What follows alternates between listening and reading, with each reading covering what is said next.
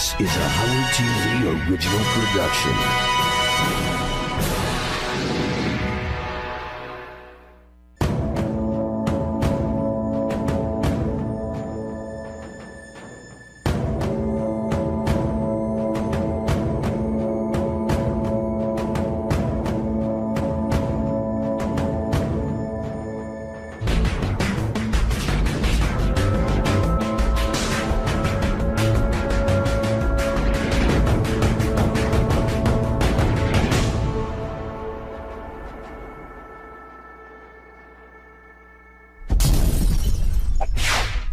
Well, what happened with Sal at the end of the show was a pretty unique thing.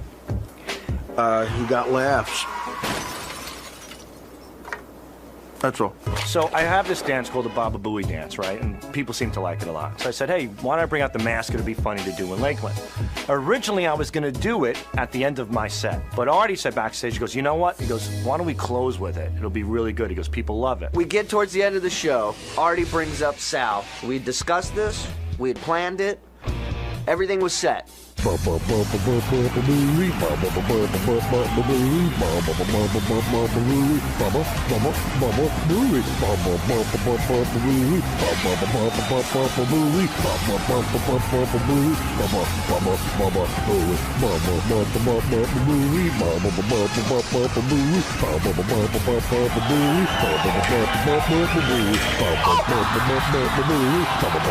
is he all right, Sal? You all right?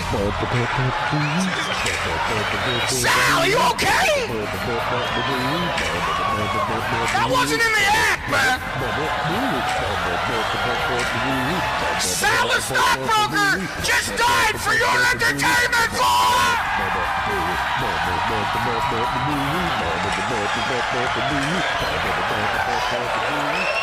Sal, are you okay? All of a sudden, I didn't know I fell.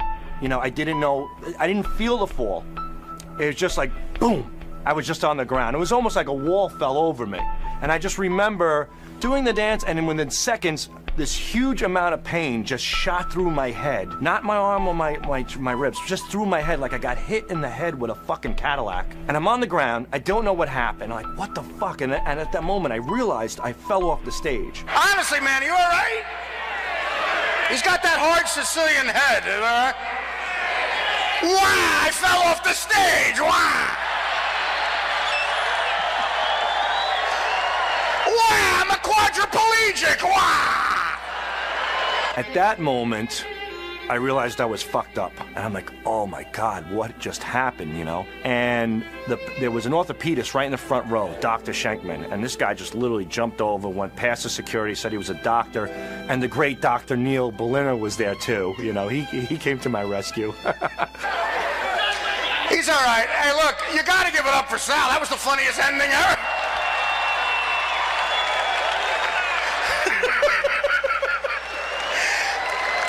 I'd have paid $100 to watch that. The show is basically over when Sal fell off the stage. You can't follow a homo breaking his wrist. That's a rule of comedy. Two things you can't follow in comedy: a midget blowing himself, a gay black guy throwing up, and Sal Governale breaking his wrist. You know what? Gary feels guilty because Gary chased him, and Gary, this is clearly your fault, man.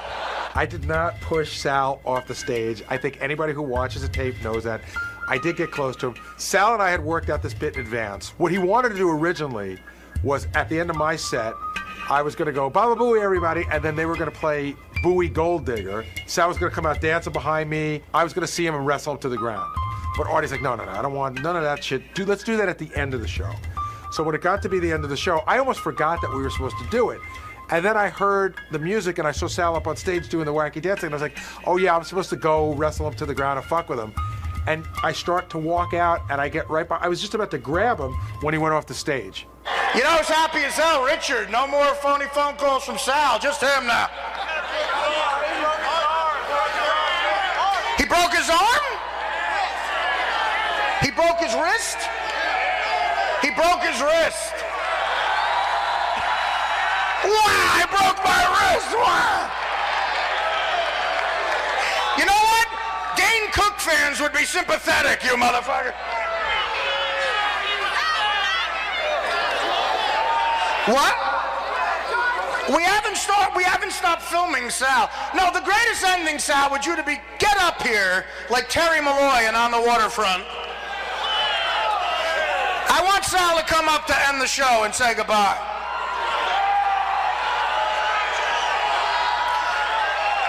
All right, Sal, are you going to be a pussy or are you going to come up and say goodbye? No, he can?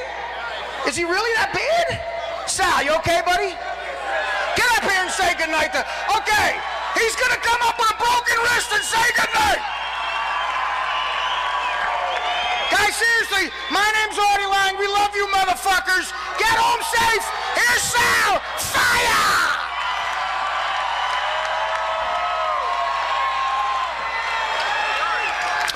Sal has a compound fracture.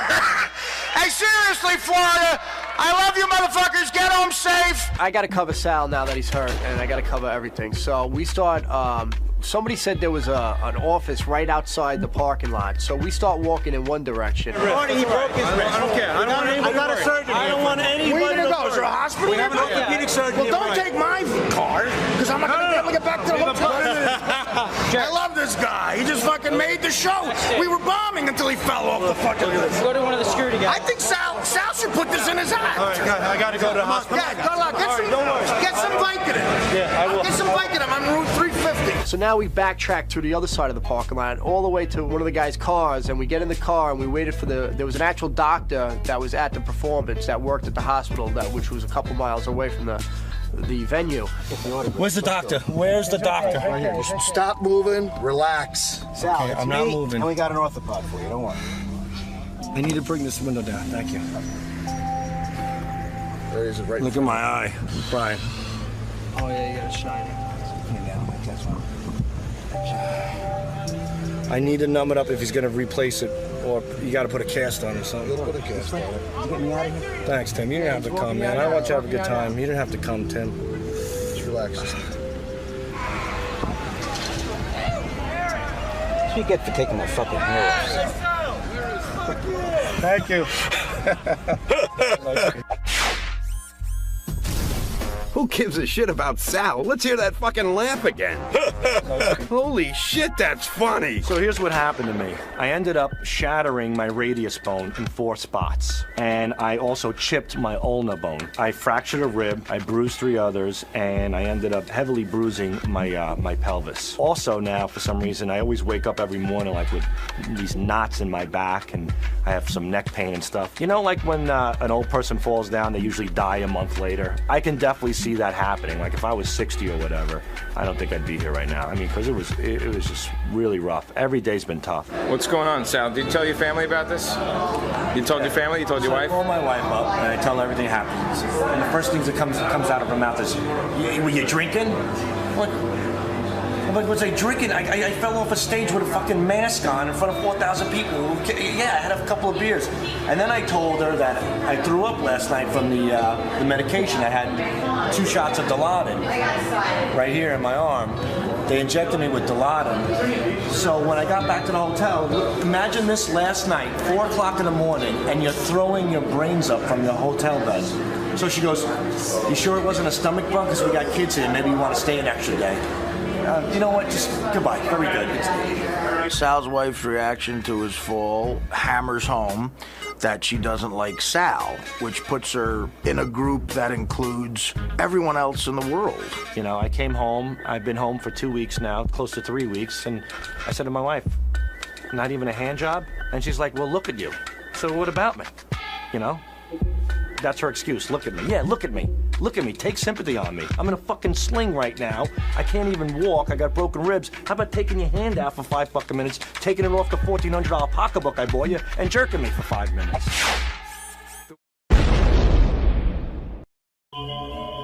How many shows? Let's see. Today's Wednesday, so we have 5 shows after today. That's it. And still no announcement of any kind on the horizon.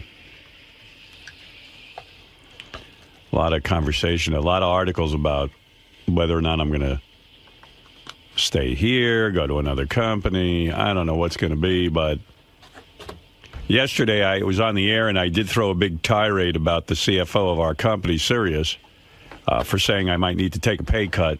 Yeah, I had a full day to investigate all of this and read the actual comments, and it turns out he said nothing of the kind. Uh-oh, how did you get this impression that he did? Well, because the Hollywood Reporter wrote an article with a big headline and attributed quotes to him, and I've read the entire transcript of what he had to say, and he had nothing of the sort to say. They extrapolated a few things and then made a couple of assumptions. So our CFO is a good guy. In fact, he said all the right things. I read all pages of the documents, including pages 3, 9, and 7, which were about me. Wow. And what he said was, he was talking about Sirius. He wasn't talking about me at all. And he said in many of the cases, because SiriusXM has merged, that they don't have to pay people like Oprah as much and this one and that one and the other thing. He never said anything about me. When he was asked about me directly, he said Howard Stern's been a great partner. He's been a guy who's really been a pleasure, etc., and that he hopes I stay. That's what he said. Now, the Hollywood... Easy, Robin. The Hollywood Reporter went ahead and put a big headline, Howard Stern may need to take a pay cut. And then in the body of the article that I read to you yesterday, attributed to him that, basically, like everyone else around here, I might need to step back and take a pay cut, which is nothing that he said. So, and they didn't put it in quote marks. Sorry, George. What? They didn't put it in quote marks. Yeah, but there was something in quote marks. But that's the impression I got. Yeah, but it was not his quote. So that's irresponsible journalism. Well, thank you, George. Yeah, that's what I'm saying. So anyway, the CFO of this company is in the clear with me. Well, it's a shame that that tirade went on for some time, and the man was innocent. Well, I think you can understand that when I take the Hollywood Reporter, which I consider to be, it's supposed to be a credible magazine. Right. So I do owe an apology to... Well, I really don't owe an apology because I was misled, like George W. Bush on weapons of mass destruction. So he never apologized. Right. What's he going to apologize for? But I will apologize because I don't know the guy. I do send him a Christmas card every year. Well, that's nice of you. Yeah, I do.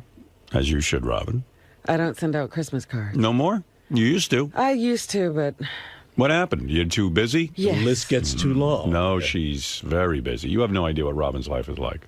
Oh, I have an idea. Yeah, I mean, she is a globetrotter. She is a philanthropist. You have no idea what Robin has evolved into. I have many, many hats I have to change into every day. And so Christmas card sender had to go out the window. Everybody understands when Robin doesn't send Christmas cards because they know she's saving the world. No one expects her to be taking time out from that to send a Christmas card. Her spiritual Christmas card goes out to all the people all during the year. All the time, every day. That's right, George. And so, Robin, I understand. Oh, goodness. You've evolved. You have. You are not the same woman I met many years ago in Washington, D.C. Nor are you the same man, my dear. That's right. How many years ago was that? I'm pretty sure I am the same one. That's the problem. That's why I'm at the psychiatrist. I have not evolved. I've devolved. How long ago was it that you met? I met Robin. The year I was born, he met me. I met Robin in Washington, D.C. because I spoke to her on the phone when I was working in Detroit. We were both leaving jobs to go to Washington. We were feeling each other out, so to speak, on the phone. And we had a good conversation. And the program director was on the phone at the same time. We had an easy way of conversing, and so we were both hired to work at Washington, D.C. So that was in 1981, I'm going to say? 81. No, maybe earlier. No, that was about it. No. We were already at NBC at 81. Yeah, 80. It was 1980. So practically might have been 30 years. 79. No, it had to be 80. 1980? Yeah, because, that one tumultuous year in Washington. Right. Well, 1980, I remember I was working in Detroit, so I guess, all that went down. I left Detroit, and then I went to Washington. Yeah. I'm not good with years, but 1980 sounds about right. A perfect radio match. That's right.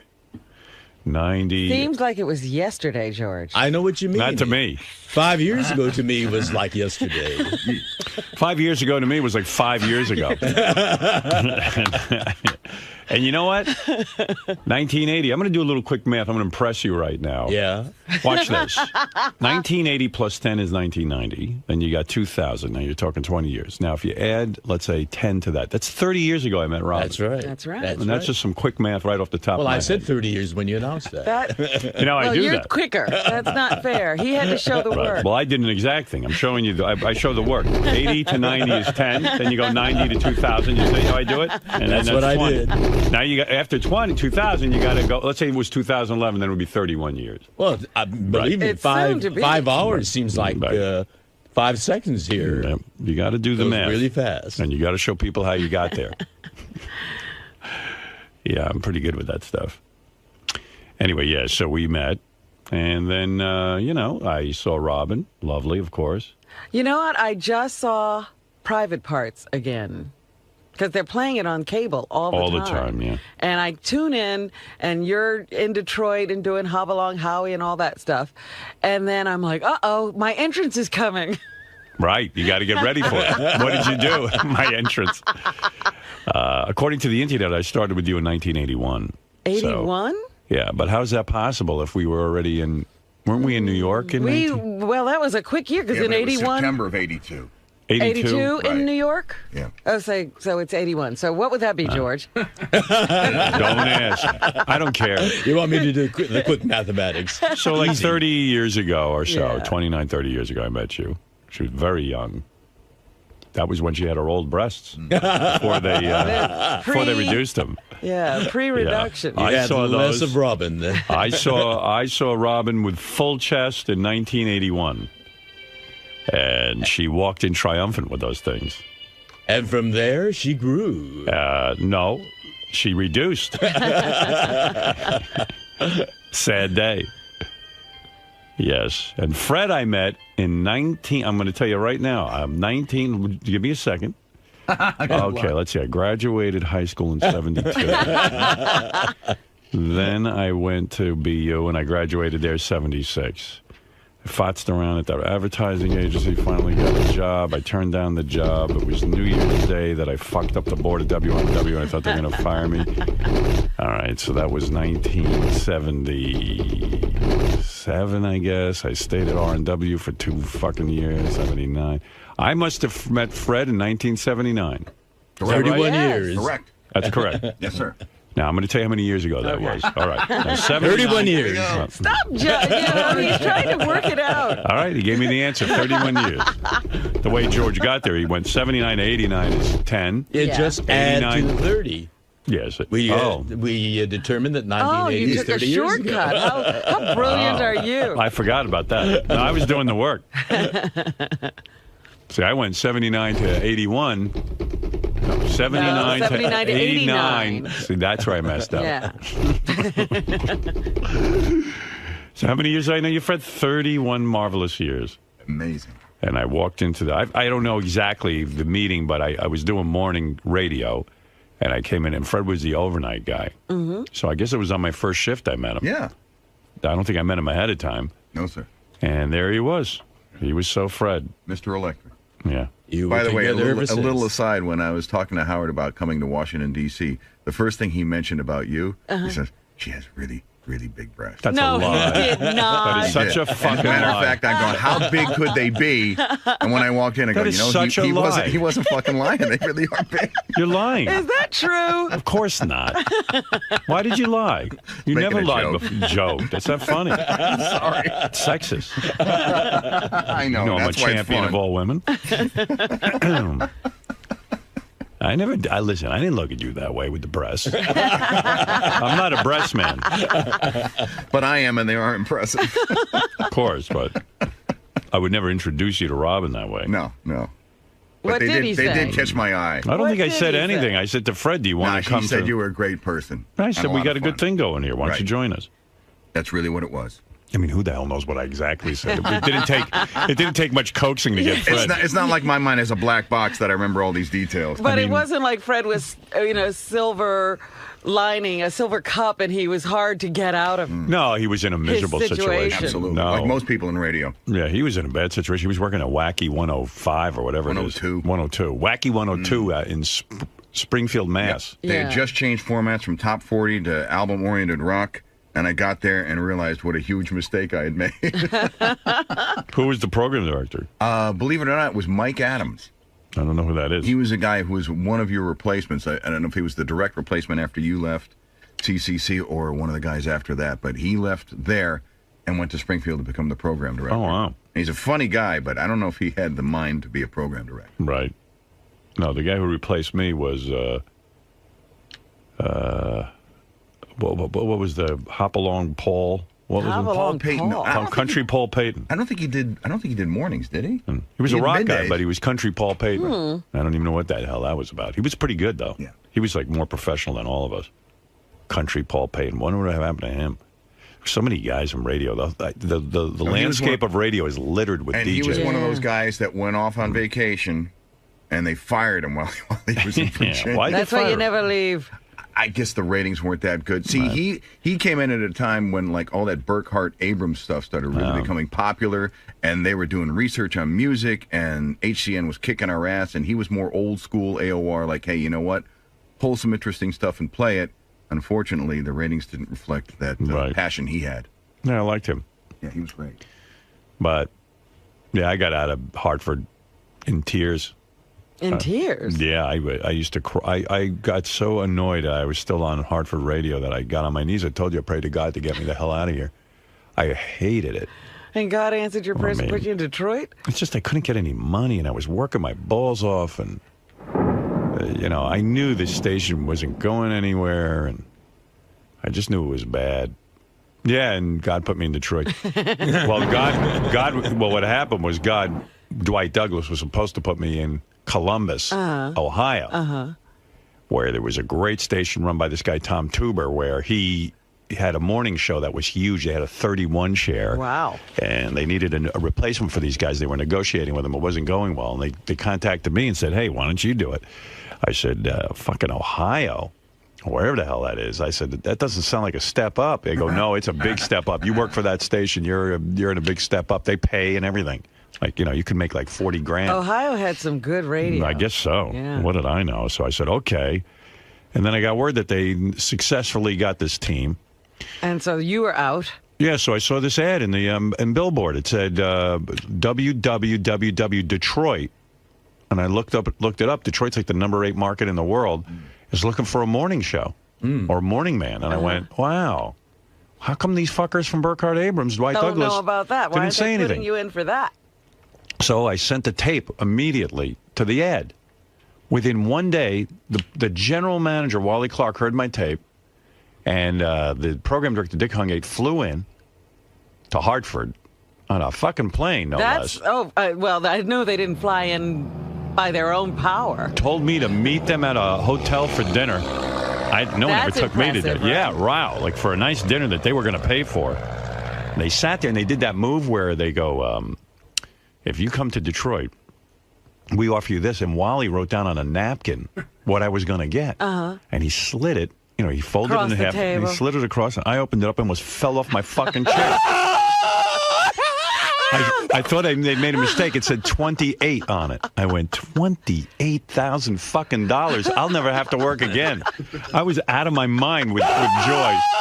So I tried to keep a straight face because I said, surely these guys don't know what they're doing. Surely. I mean, $28,000. Don't call me Shirley. Meanwhile, they should have paid me triple that for the combat pay. So I looked at it and I said, well, I have to sleep on it. And then I went, fuck that. I go, all right, I'll do it. Power nap. I didn't even tell my wife at the time that you accepted a job? I didn't tell her. I didn't say anything. I never expect anything to happen. But I accepted the job. Listen, I can't fool around. What if they gave it to someone else? I couldn't believe my good fortune. The iron is hot. So at what point did you get Don as your agent? Well, hold on. That's a long time. So then before then, I never heard of an agent. Nobody had an agent in radio, so I didn't even know about that. So I said, $28,000. Gee, do you think I jumped too quick? I called my father. So I went home. Told my wife, I said, you're not going to believe it. I just got a job in Detroit. She was like, what? I just got a job here. I go, but she knew I had to go. Yeah. And so I packed up my bags, Oh, I gave notice in Hartford. It was so great. I mean, I was like, I'm leaving Cy. This guy, Cy Dresner, on the station. He was paying me $12,000 a year. I asked him for a $25 raise. I was doing really well for them. I did the news. I was the production guy. I was the morning guy. I was everything. He told me how to get back to me. That's when I started crying. And I said, I got to get out of here. Someone's got to save me. So anyway, then I got a call from Dwight Douglas. I go, Dwight, this is great. It's a Burkhardt Abrams station. I'm working with you. He goes, you took that job? I go, what do you mean? He goes, you never should have taken that job. We have our eye on you.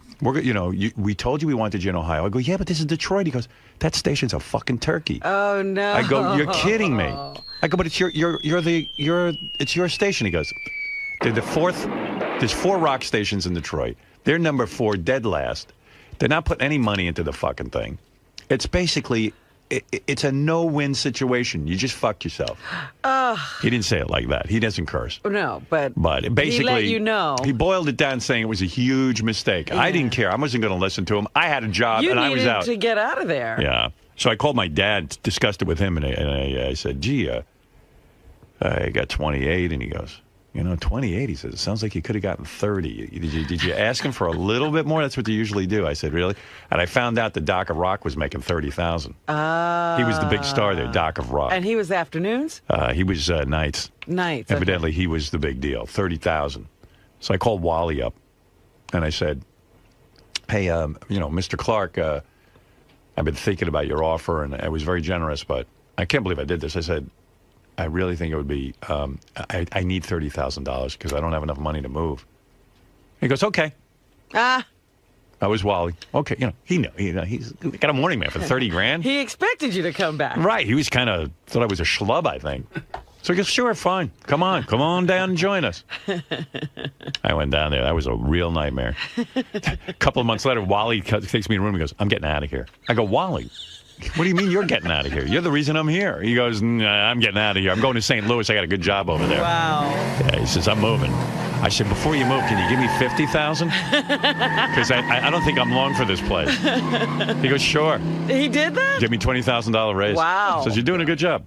He goes, what do I care? You're the cool. next. I'm out the door. Yeah, you're the next guy's problem. I said, listen, for my troubles, give me some money. I'm fucking broke here. I couldn't even afford a car, and I'm in Detroit. Ugh, you need a car in Detroit. Yeah, I didn't understand you could take out a loan. You need a tank in Detroit. Oh, that's right. You used to buy cash. I had saved $8,000 total. Yeah. I handed over $8,000 for my ex car, which turned out to have faulty brakes. My wife did a spin of 360 in the car on the highway. It was great.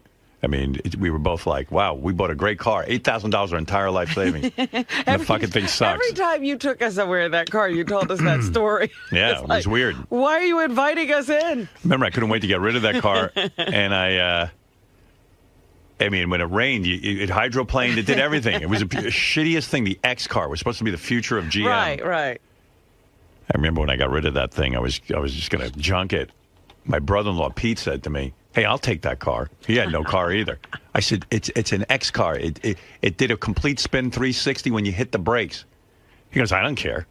It sounds like fun. I'll take it. I'll be able to handle it. He took it. He was fine with it. He used it for years. I don't know. He's a little more daring than I am. But then it was off to, then Detroit just fell apart. It was horrible. One program director after another. Then you weren't there that long. They changed program directors that often. 2 times at least. Wow. Yeah. This guy Dick left, the guy who hired me, and then they brought in Frank Holler. Frank was always doubled over because he had kidney stones. He was always on the floor, doubled over. Nice guy. I really liked him. But he was always in pain. Yeah. I wonder what happened to all these guys. I know. I don't even know. And then it was a whole bunch of characters. It was crazy. The jocks were all insane. Most of them were high as a kite. None of them wanted to really work hard. No, everybody thought radio was a joke and that it was a playground. Yeah. I worked with some guy, Wild Bill, the Doc of Rock, and this chick Liz, and I don't know what happened to all of them. The Doc of Rock, even, you don't know. Day I showed up in Detroit, I was hired, and another guy was hired for to be music director. This guy, Les. He had, like, no teeth. I was like, where the fuck? He goes, hey, y'all, You're a new guy here too, aren't you? Oh, hey, I'm Lex. Or And Lex. he didn't feel bad about having no teeth. He didn't give a fuck. He was a radio guy. He says, you know what, man? This is my what did he say? This is my 29th station in 7 years. Wow. I go, oh, I'm so sorry. He goes, sorry, I'm working my way up. I'm in Detroit.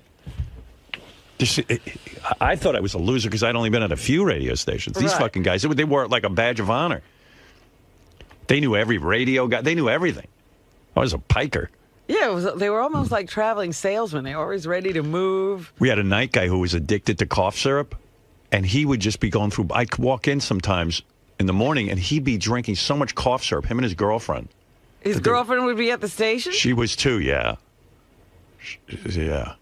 Something like that. One of the guys was addicted to cough syrup. I don't think the girlfriend was. He was. I don't know what happened. And her name was like Titties or something like that. Like, she didn't even have her normal name. Her name was Titties. Something like that. I don't remember. It was wild. But he said he wasn't addicted to it. He just said he needed it. He just liked it. He liked it. But I didn't know what was going on. It was all kind of scary, quite frankly. And then I didn't know anything about Detroit. Then I tried to be local, so I made bits about the mayor, Mayor Coleman Young. They had a black mayor, and so I'd make up bits that ridiculed him. I didn't even know who he was. I just figured, well, I'll ridicule him. He's somebody everybody knows. Yeah. A disaster, though. It was a disaster. I had to, like, when I take phone calls from the audience, I had to tape them during the records. And there was no, I didn't have an engineer. And I'm taping and looking at the record. The record's running out in the middle of a conversation with someone. Then I got to edit the conversation. Oh, my God. It was in way over my head, I think. I hated it. It was awful. An exciting show today. At what point during the show today, Robin, would you like me to announce my future plans? Whoa. Oh. What? That's right. Well, I think I want it right now. You want? Can you isolate her saying, I want it right now? I'm sure that's already been done. 4 inches is fine. I need a cup. Add it to the repertoire. And I think I want it right now. Big pendulous breasts. Hey, you want me to lick your ass? And I never said that one. Fuck my tight little pussy. If you want it right now, Okay, now you can do me. Let's hear We it. should announce it every hour on the hour. it's hard for me to say this looking you in the eye, Robin. Uh-oh. And it's hard Where for me are to you looking? Oh, it's hard. I'm looking just off into the distance. Uh-oh. This is not going to be easy to say. Ew.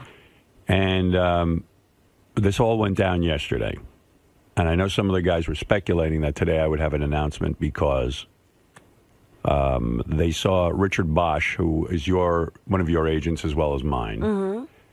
And Richard was here yesterday, and there was a lot of dialogue between myself and Mel about what was going to happen in the future. And Mel, as I said, has been nothing but wonderful and fantastic to me, and very understanding of my situation. And I told Mel that I wasn't sure I wanted to continue working, that I had thoughts about retiring, going out on top. I feel we've done an amazing thing here at Sirius, and when history looks back on us, that it will say we gave birth to a new form of radio, that we pulled off a merger, I mean all of us.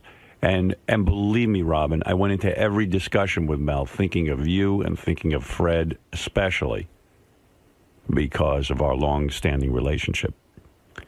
And I would have called you last night to discuss this with you, but I thought in the interest of good radio, which we've always put first, that I would say this on the air. So forgive me for not saying this privately. Oh, jeez.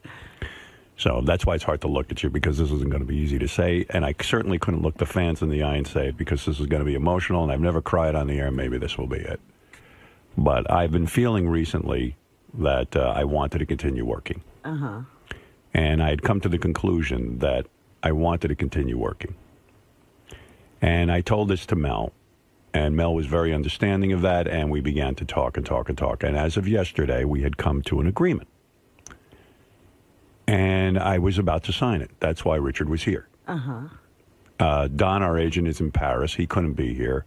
He had talked to Mel for a long time. And quite frankly, I'd been in negotiations with a lot of companies, not just Sirius. But in the end, I said, okay, where would be the best place for me? I was thinking of myself and, quite frankly, our crew. And I love this crew, and I love the people we work with, and all of that. But I had a last-minute trepidation, and I got nervous, and I started to think about my future and where I'm at as a 56-year-old guy. And I began to just realize that, you're going to make fun of me for this, but I love chess, and I love Beth, and like maybe the rest of my years, I really would be better off going off into the sunset. I've also been talking to Boston University recently about becoming a professor there. And really? Yeah.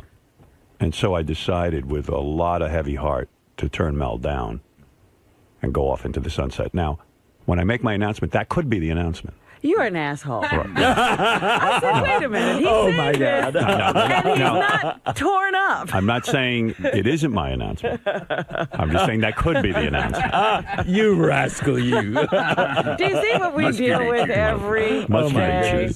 Musculature. Yeah, just distract George with musculature. He has a muscular imagination. So now, Professor Stern. I have an announcement to make. What do you think my announcement's going to be, Robin? Do you think I'm staying here? Do you think I'm leaving? And by the way, there has been a lot of discussion. I told you I've been working on this thing nonstop. There is a part of me that might say I'm leaving. There is a part of me that has a deal, and I'm ready to announce it. What would you like to have happen, and what do you think the announcement should be? Wait a minute. What and was why the question? did you have? Your questions are now so convoluted, I can't keep up. You can't get your shit together because this is our future we're talking about. That's so you're right. obviously That's fogged right. up. Probably the same reason you haven't RSVP'd my Christmas. Listen, even George was talking to me about it this Wait morning. a minute. These are off-the-air discussions? Well, hey, let me say something. I made a party. Yes. Everyone is RSVP'd but you. Is that true? Yeah. Yeah. There's like 3 other people. I think Jackie Martling being one of them, which, he can gay cock enough and Listen, George even said on the wrap-up show yesterday, it's rude. It is rude. For you not to do that. Why do you think psychologically you're doing No, it? it's not a psychological thing. Well, there's something up. Okay, wait a minute. Go ahead. You have an announcement to make. Right. And what is your announcement on my party? Are you coming or not? And are you going to RSVP? I want you to. Once you announced the date for your party, right. I already had plans. Oh, so you're not coming? And I've been trying to change them so that I could be there. So? But that has become difficult. What do you think is the answer? The answer is you're not coming. That's what you think my announcement is? Yes. You've learned how to play the suspense thing, haven't you? By the way, Fred has to... that could be. Fred has to move his bowels, but he doesn't know for sure, and he's going to make an announcement. Are you becoming a professor too? That could be my announcement. Professor Feces. Listen to me. RSVP. Well, up until yesterday, I was still trying to change things. Now, was I able to change things? I don't know. I would assume you were. You deduce. I'll say you were because you love to party with the staff. I love the staff, and I love to party with the staff. Right. And I would move heaven and earth to be with the staff. Yeah. You're keeping us on pins and needles yet. We can't wait. We can't wait for your answer. There's a bigger question on the table. Right. But do me a favor. RSVP either way. All right? Well, I was going to call you because I didn't want to not. No. If you can't go, I understand. But believe me, I can't imagine what it is that's keeping you from it. No, my travel plans. Oh, please. Ridiculous. You should be there. I want to be there in the worst way, but I had already arranged for travel. Oh, I see. And this is an extended trip, and it's a long way away. Where are you going? Let me know. Thailand. Are you serious? I'm serious. I know. Well, that comes first. Listen, I'm throwing a party for the staff to show appreciation. I certainly understand if you can't be there, but you should. I understand now. You were trying to move the reservations. Yes, I was trying to make it possible. I wanted to bust your balls, but that's a reasonable answer. So, fuck it. Well, anyway, I do have an announcement. I don't know if I should make it now. Should I wait? Should I pull in some staff? I know Lisa G is... Oh, there are people in... Pins and needles. Yeah, Lisa G, Will Murray, Now, there are a lot of people who I think are expecting one sort of announcement and are going to be a little shocked. Really? And I also, when I make this announcement, I don't know what Sirius is comfortable with me saying, so I'm going to be very careful in making this announcement. All right. All right. I don't want... Sounds weird, too. Yeah, well, it is all weird. It's all very weird. Yes, Dominic. You're going to announce a hybrid type of deal with your thing. A hybrid type of deal? Yeah, something that's a little different than the past. But there's no way that he's going to tell everyone he's leaving with them looking at them because he worries about you people as much as he worries about himself. I bet it's a hybrid type of something, maybe less days, different days, more time, different hour. But he's not leaving. But not leaving Sirius? No, he's not. Well, hold on to your hat. I'll make the announcement then. Yeah. Go ahead. Go ahead. Tell me alone. Yeah, I'll let you, Dominic, I'll let you go. Leave me on. By the way, I was at your favorite Italian restaurant yesterday. El Molino? Yeah, I thought I'd run into you. No, it's, what's the one on Long Island called? I'm having a mental block. Me I'm so too. nervous. Not El Molino. 25 years, I'm nervous. Mateo's. Yeah. You still go there? Yeah, of course. Delicious food. Come on. Fuck off. 25 years. How come all of a sudden you're calling in? I mean, you've been gone for months. You've been gone for months and My months and months. brother passed away. Oh, sorry to hear that. Yeah. Your brother? I didn't even know you had a brother. Yep. You never mentioned you had a brother. Yes, he died 2.5 months ago. Come on, let's get to it. No, he what? He died 2.5 months ago. But Dominic, you've never told me you had a brother. Well, so I Don't tell you you a lot of things. Well, now he doesn't have a brother. Did you ever? Oh, good, because now I don't feel the loss. Because I never knew he had one. You were not close with the guy, obviously. And he died very young. I don't want to talk about it. Come on. But wait a second, you were not close with him, right? I was close to my brother. Sure. You were? How could you never even bring him around or mention him? Well, he's a very private person, a very wonderful person, a much better person than I am. Come on, get to the bottom. Do you have sisters? Yes, I have a sister who was a lawyer. Beautiful, wonderful girl. Come on. Yeah, I know. Around? The sister I know. So we'll talk about it another time. Get to it. But the brother, nobody no knew. mention. Yeah, in Texas. Wow. Wow. Down there. Full brother or half brother? Full brother. What do you think? Oh, that's right. You're right. You do know something. Yeah. All right, let's go. Why did he die? Can I ask? He had a heart attack at 54. No kidding. Was he heavy? He was thin, heavy. Right. Like you? Yeah. Who else do we know like that? Yeah, I know. All right, then. Was he a smoker? No. He was not at all. He's a wonderful person. Well, I'm sorry Much to better hear than that. I, thank you. You mean there's somebody better than you? It wouldn't be hard to be better than Dominic. I mean, he keeps going much better than I. We all know everyone's better than Dominic. Well, I mean, who's not better than you? When I say better, I mean better than compared to two of us. I know everyone's better. Will you please tell us? I'm gonna 25 years of my life. All right, Dominic, sit by your radio. I will. No, I'll stay on. No, because I have a lot to get to, and I have a lot of people to pull in here and talk to about this. All right. You could leave me on, but hurt me again. Goodbye. Oh, my goodness. Yeah, I was hoping to actually see Dominic yesterday at the Italian restaurant. I haven't seen him in a long time. I haven't seen him in a while either. I haven't been invited to the office party. Well, of course not. And I had to get my own tickets for Monday night. That's all right. How'd you do that? How'd you get tickets? Where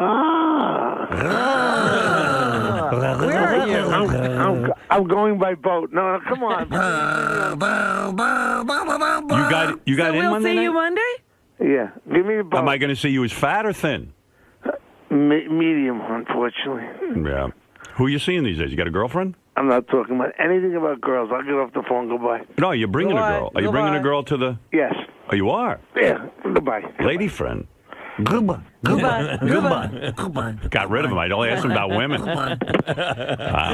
Well, we'll talk to him again in a year. Yeah. All right. Let me make my announcement. Who wants to be here for this? Should we have Gary in here? Definitely. Although, Does Gary know that there's an No. announcement to be made? No. I John haven't talked to Hine? anyone. No one knows except for, like, our agent. Okay. You know? That was a dick move, by the way. What was the dick move? You know, saying you're riding off into the sunset. Did you get freaked? Yeah. I should have let it go a little longer. Well, I sort of had a feeling that maybe that... Right. Listen to his voice. I know. It's dumb. Well, that's why I want them in. What's going on with you? 2 days your voice is like yeah, I this. know. I lost my voice. You know why, don't you? Well, What do you think? Why do you think you Because I'm look? doing too much stuff. Yeah. Are you? Well, yeah, probably. Right. Yeah. Do you think the McCartney concert on Monday is going to go past 11 o'clock? Yes. You do? I've seen him before. See, my daughter's not going to let me out early because she loves wants McCartney. to see the whole thing, and it's going to be 3+ hours. Oh, It you're starts at kidding. 8. Hey, can't they start it at 6? Can they move the time? call Sir Paul and say Howard needs you to start at 6. Lisa G, I hear, is on Spilkes. What's going on? She even like the other day we were somewhere and I mentioned something about resigning and she just went, like if you bring it up she just gets upset.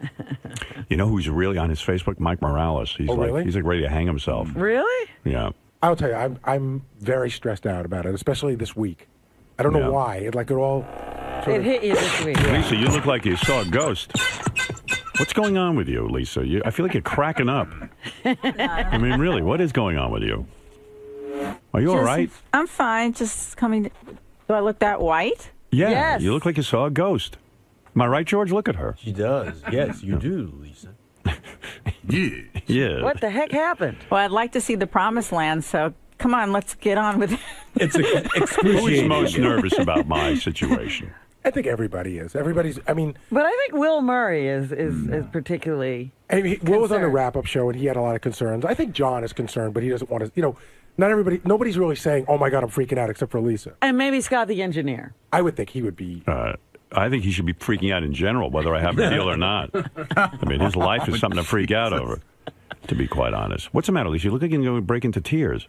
What's happening? Standing back. No, I hope you stay. I think you're happy here. I know we're all happy here. Yeah. Well, okay. Time for the announcement. You're not going to have anybody else in? Who else should we have in? I think Will and Scott. Scott for sure. Scott. But I'm he not doesn't looking he at doesn't him. react to anything. Yeah, he's a wall. He's like wallpaper. Why Okay, would so I? you're not staying. All right, okay. You're leaving? Okay, Can goodbye. I go now? Of course. I'll go see my wife. Oh, you're look, it's all staying? Oh, bad. that's great. All right, okay. I'll go stay home and bowl all day. No, I don't Ronnie wanna- doesn't care? I don't know. Ronnie. Hey. Well, quite frankly, Ronnie knows if I'm leaving that I'm still going to need the car. Right. So he's with me. Yeah. Where's Will? Oh, Richard. Richard is are you worried? I just want to come in and be naked while you make the announcement. Can I get undressed? I want to blow George. That was really creepy yesterday. He's so excited that George said he was going to add him to his reel of people he thinks about when he masturbates. I'm honored by that. Why do you need George's approval over your body so badly? It just, I mean, You don't know you're gay yet? You don't know that I'm you have not. gay tendencies? If Robin said she would masturbate to me, then that would be an honor as well. Anybody. No, but you wanted to show me your asshole and your penis and you're rubbing yourself. I'm proud. All right, you can leave because it's hard to make this announcement to you, especially. I can get naked I know if you you do. want. He's looking at a warehouse. Right. I can't Because take my clothes This off. is going to be a moment in history, actually.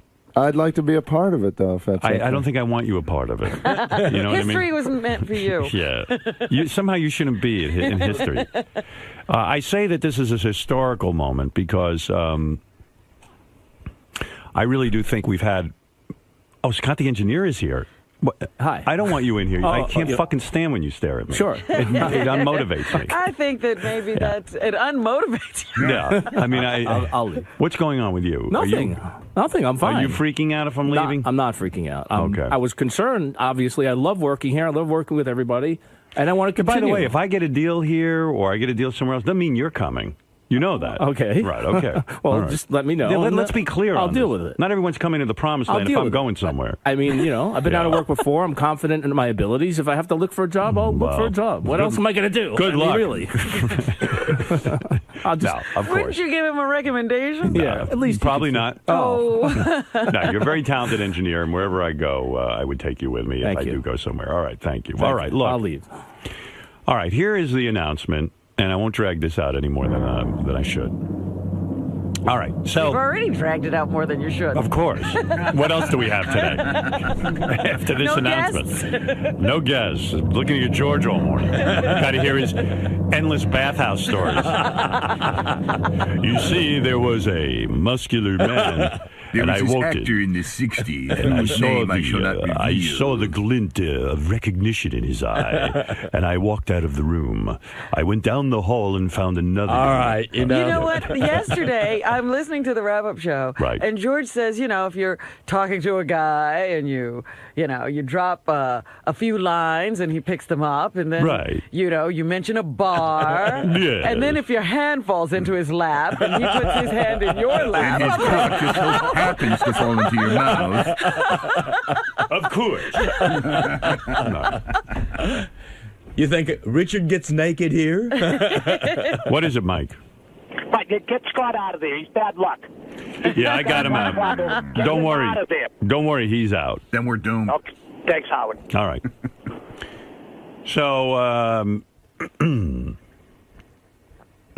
So, okay, here's the announcement. Here's what I have on the table.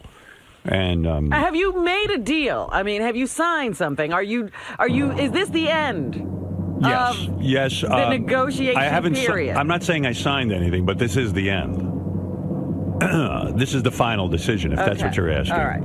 Okay. All right. I don't know if I want Lisa. Lisa looks like she's going to cry. I know. Sitting here. You may want to sit down, Lisa. Yeah. You might want to sit down. So does Gary. Yeah. Gary's leaning against the wall. Gary, you He's okay. stand. Lisa, sit down. Fred, I want you in a squat. Okay. Here we go. I'm ready. What, is he delivering? I'm ready to jump. Oh, Laura Lackner just told me that Jackie RSVP'd, so you're the only person, Robin, who did not. All right. Okay. I like that distinction. More bad news. Well, George, it's rude, right? It's quite impolite. Right. Thank you. You're right, George. Well, he is right. But I told you what my situation was. All right, I accept that. That's understandable. What do you think of that, Gary? Should I let Robin off the hook with that explanation, or do you think it's still rude? I think that she could have sent you a note saying, I need to move some things around. Let me get back to you. All right. I agree with Gary. All right. All right. I'll talk to Gary next time when I have this problem. I think it shows not an outward sign of hostility, but a little hostility. Here we go with the hostility. Yes. There's a little hostility you need to work out. Oh, my. So what is the word? All right, here we go. I'm going to put Robin's hostility aside. You think it shows Robin has hostility? Lisa G? No. All right, you're smart. Good answer. It's not hostility, it's narcissism. Is it narcissism? Oh, yeah, 'cause She's thinking of herself. Right. I was thinking of all of you. How would we know? And worried about my inability to be there. I was working very hard. Oh, by the way, we found a doctor to give us that mental illness test. Me, you, Fred, Ronnie, and... I think that's it. I thought there was one more person. You three and Ronnie. Oh, okay. Well, It's a half-hour test. I don't know that we need to take it. If I'm going to be unemployed, I don't want people to be worried about my mental illness. Well, we kind of might need a cliffhanger. Oh, and, and Benji. And Benji. And too. Langford. And Langford. Oh, okay. Yeah. But I was thinking cliffhanger. I see. Like when we left terrestrial radio. Yes. Yeah, that worked out Well, that well would for me, say that too. we're coming back somewhere then. What? If you're doing a cliffhanger, it means we're coming back somewhere. Well, you suggested to me we should have a cliffhanger Right. when you were trying to feel out if I had a deal or not. All right, here we go. So All this right. will be maybe a Without cliffhanger further that's ado, never answered. here is the announcement. All right. Okay. So I'll give you some background at the... At the NABs in 19... right.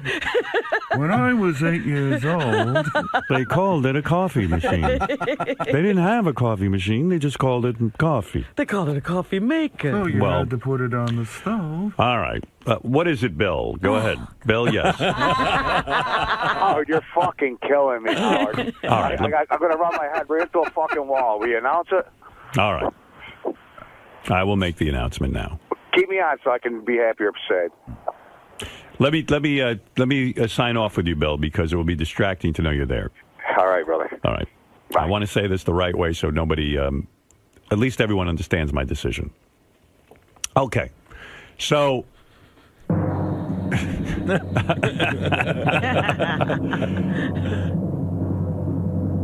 This is not an easy explanation. Okay. All right. Because I happen to think I know something about radio. And I'm not sure I really do, but I think I do. Well, we've been going on that premise for a long time that you know something. And my confidence in myself hasn't been shaken at all. I think I know what I'm talking about here. And I just want to say before I make this announcement that I love this company. They're very nice people. This is not meant to knock anybody. okay? And I think this has been a tremendous 5 years. I first want to say this. What we have done here is remarkable. You know, we really have. And I have to stress this again. 600,000 listeners when we got here. And quite frankly, when I met with management, they said that, you know, listen, they were getting their asses pounded by XM. And so here, in a short span of time, 5 years, all of us can take a bow. We have 4 more shows after today left, and we can take a bow and say, job well done. Our listeners and fans, number one, came with us. Number two, I think what we pulled off, leaving terrestrial radio the way we did, coming here, the excitement, I don't think there's another group of people that could have pulled this thing off. I don't. I do not think so. I don't think there's anybody in radio who could have done it. I think our team has been phenomenal, and everyone's done a great job. And I also want to say that all of the guys who work on this show, from Robin, Fred, Benji, George, Gary, Lisa, who's sitting here, you know, Sal and Richard, all the guys, you know, Jason and Will. I'm not going to go through it. I love that guy. Yeah. You want to know, in making this decision, JD was one of my main concerns. I don't know why, but I look at that guy, and it's a tough, really, what ate away at my heart, I have a strong desire to leave the business. I've always said, by the time I'm, you know, a certain age, I'm going to leave and go find myself and do something else. And that's sort of been the way I've been focused. So, again, this company's been great, and I only wish them success in the future. So this is not a knock, what I'm about to say. Now, we have a great team. And what we started here 5 years ago, I don't think is finished. I don't. I think radio is changing. I think radio is becoming a stronger force. As Dominic would say, a hybrid. A hybrid. I think what's happening in radio right now is that we have terrestrial radio as we always have, and I think it will always be there. I certainly, in any of my decisions, never once considered going back to terrestrial. 2 companies contacted me and said, would you come back? It was sort of like there were 2 meetings in Don's office. Some guys came in from 2 very major companies in broadcasting and said, is the door open to some sort of comeback to terrestrial radio? And I immediately shut that down. I'm not bullshitting anybody. I'm not going to sit there and lead anyone on.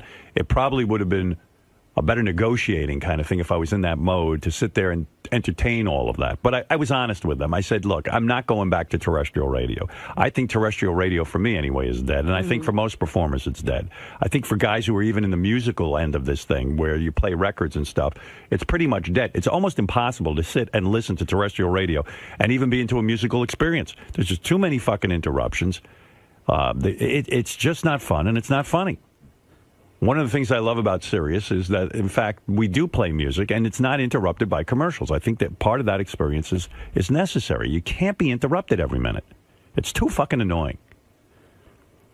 So anyway, I sat down and I started to think whether or not I wanted to continue working. And the fact of the matter is I do. I want to be in radio.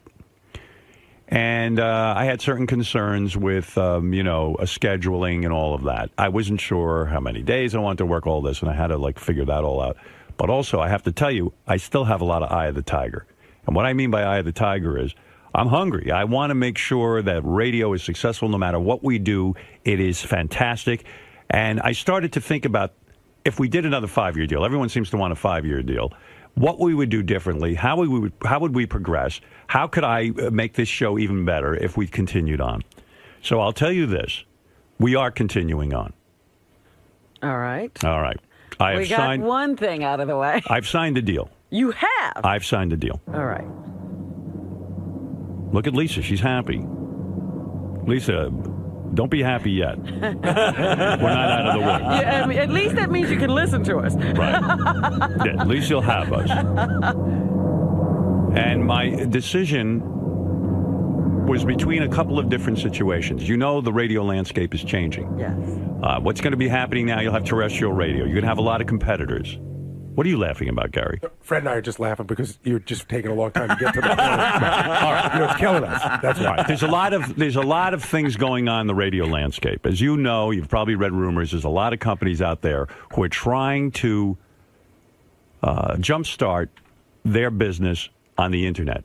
Because your radio in the future is going to look like, well, something completely different. You're going to have satellite, you're going to have terrestrial, you're going to have internet radio. You're going to have these things. It's all happening. I've met with every fucking company. I've met with every person who knows anything about technology. Every genius in Every genius out there. Do business. I know what's out there. So I started to look at all the companies, Sirius included. And Sirius has been very, very anxious for me to resign, as well as some of these other companies who want us to go somewhere else. And I know deep down in my heart, I kept thinking, I'd like to stay here. Because more than anything, I think what we built hasn't been finished yet. I think we're in an incredible position. There are now over 20 million subscribers. I don't know what that even translates into listeners. It's a lot more listeners than subscribers, because some people have 2 or 3 people listening off one subscription. Sure. And suddenly there is this real growth. It's a real business. And I've spoken with Mel from time to time and Scott Greenstein and listened to their plans for the future. And I like the way it sounds for us. So if we're going to stay in radio, I started to think I should stay here. But in order to play it safe, I spoke to a lot of other companies. And I came to the conclusion, after speaking to everyone, that the real innovators and the real geniuses are the people here. That our home should be at Sirius Satellite Radio. Is that your announcement?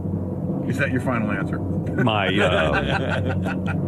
my answer is that I will be here for the next 5 years. Wow. So you will be here. What happens to everybody? You're all gone. All right. So I think that Sirius basically wanted to see if I was willing to stay. Mm-hmm.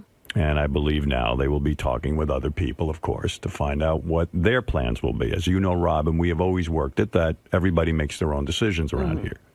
I'm hoping that Robin, Fred, Gary, Lisa, everyone, not Benji so much, but I'm hoping everyone else will stay with Sirius.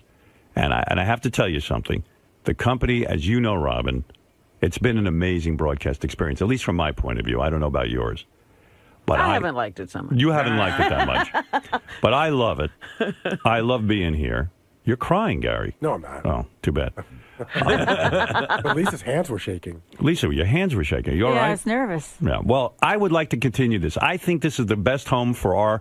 And now we can expand into the future, and I'll tell you why. I've met with Tim, and Tim knows nothing of this, but I said to Tim I had about 50 meetings with Tim, theoretical discussions about where we should go in the next 5 years, how we can keep things fresh, how we can keep things exciting, and how we can grow. One of the things that is going to add to our growth tremendously, I think as of today, our fans can get us on any of these apps, on any mobile device, that we are now part of that. As you know, there was a contractual hang-up that we were never available over the iPhone, we were never available over the BlackBerry, whatever device you have. Now the apps, will be... we are part of that. Okay. Fantastic. Yeah, which is really good, because I think one of the things that frustrated me is that when you're traveling, when you're on the road, or, not in your car. Right, you can't take it with you. Right, now you'll have it on your Wi-Fi and you'll have it all over the place. So your radio will be your phone. And I know a lot of our fans weren't willing to get the app because we weren't on it. And now, because of this new contract, we are on the app. That needed to be worked out. And it was very frustrating to me that we weren't part of that. Mm-hmm. Because that's a big deal. That's a fun thing. Suddenly your cell phone has the show, and now you can carry it easily and hear it easily without interruption. Right. There's no acquiring signal. And by the way, I think that's the future. And that was key to me in all of this, because I believe that satellite will almost be irrelevant. I'm talking about those satellites that are in the sky that we broadcast over now. Mm-hmm. I think eventually we will all be over the SIM card in the car, that the satellites, this company won't have to spend $500 million to send a satellite up into the sky, that in fact it'll be obsolete. But how will we win? We'll be the winners because this company, Sirius Satellite, are the ones who are providing content. The other companies aren't really in the content business. None of them are. Think about what I'm saying. I mean, the internet philosophy is we'll give you the technology and then we'll go steal the content and put it on your radio for you. Well, that's not going to fly in the future. It's not going to be the wave of the future. Satellite, Sirius, with the NFL, with all the sports teams and all this other stuff, I believe is really investing in content. And we will be the go-to destination. Not only will we give you all the music you want, and then some, but we will be able to give you NFL. I don't know if you're into that. For cocked Oprah Winfrey, you'll get Oprah Winfrey Talk. channel. Baseball. Baseball, everything. Martha Stewart, News. M&M channel, all this stuff. All you traffic freaks. All the free Paul McCartney concert that we're giving to 1,400 listeners. I believe that's the kind of stuff your internet companies will not be willing to do. With all of the money Apple has, with all of the money Pandora might have, or this one or that one, they're not willing to go out and say to Paul McCartney, here's a bunch of dough, do a concert in honor of our 20 million subscriber. This company's for real. They really are going out and acquiring the best talent. And I believe, and I've said this from the beginning, when everyone laughed at us because we only had 600,000 subscribers, I said this will be the dominant form of radio. And I still believe it. I believe Sirius will come out on top, and especially now that we're Sirius XM.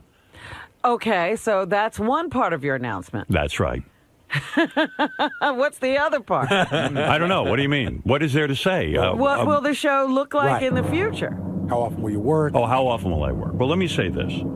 First of all, I'm not going to go into money amounts and all that kind of stuff. Well, nobody asked you that. No, I'm just telling that for the press because they always say, "How much is he getting paid? Did he get a pay cut? This and that." I don't work for pay cuts. That's number one. But I'll tell you this: the contract was fair. I know that Sirius is very happy with it, and I'm happy with it. And that's good enough for me. As far as the hours go, there will be some changes. Sirius in the contract, and this was key to me, is allowing me a lot of flexibility with the show. I guarantee you there'll be plenty of me to go around, and there'll be plenty of show, but we will have more flexibility with our schedule. So starting January 1, we're on the same as we are now. No, January 1 is a Saturday. Saturday. Whatever, starting January 3, Sunday. whenever the contract starts, we'll be here. And oh, darn, I made my trip too long. What time does the show start? The show, I gave a lot of thought to that, and Mel again gave me flexibility. But after a long, hard think, the show starts at 6 a.m. and goes to 10 a.m. or however long we want to go. It's really important to listeners, I felt, our fans, that we do a fresh show in the morning, that we get here and do the show at 6 in the morning. And believe me, I ain't thrilled about it. I ain't getting any younger, and it's getting harder and harder for me to get out of bed. But I believe a fresh morning show is what our fans really, truly want. And so I hope to our fans, you will be with us in the future. I think there'll be enough of the show to go around. Well, you want to hear what anybody out there has to say? You want to? Sure, okay. Wait, still 4 days a week?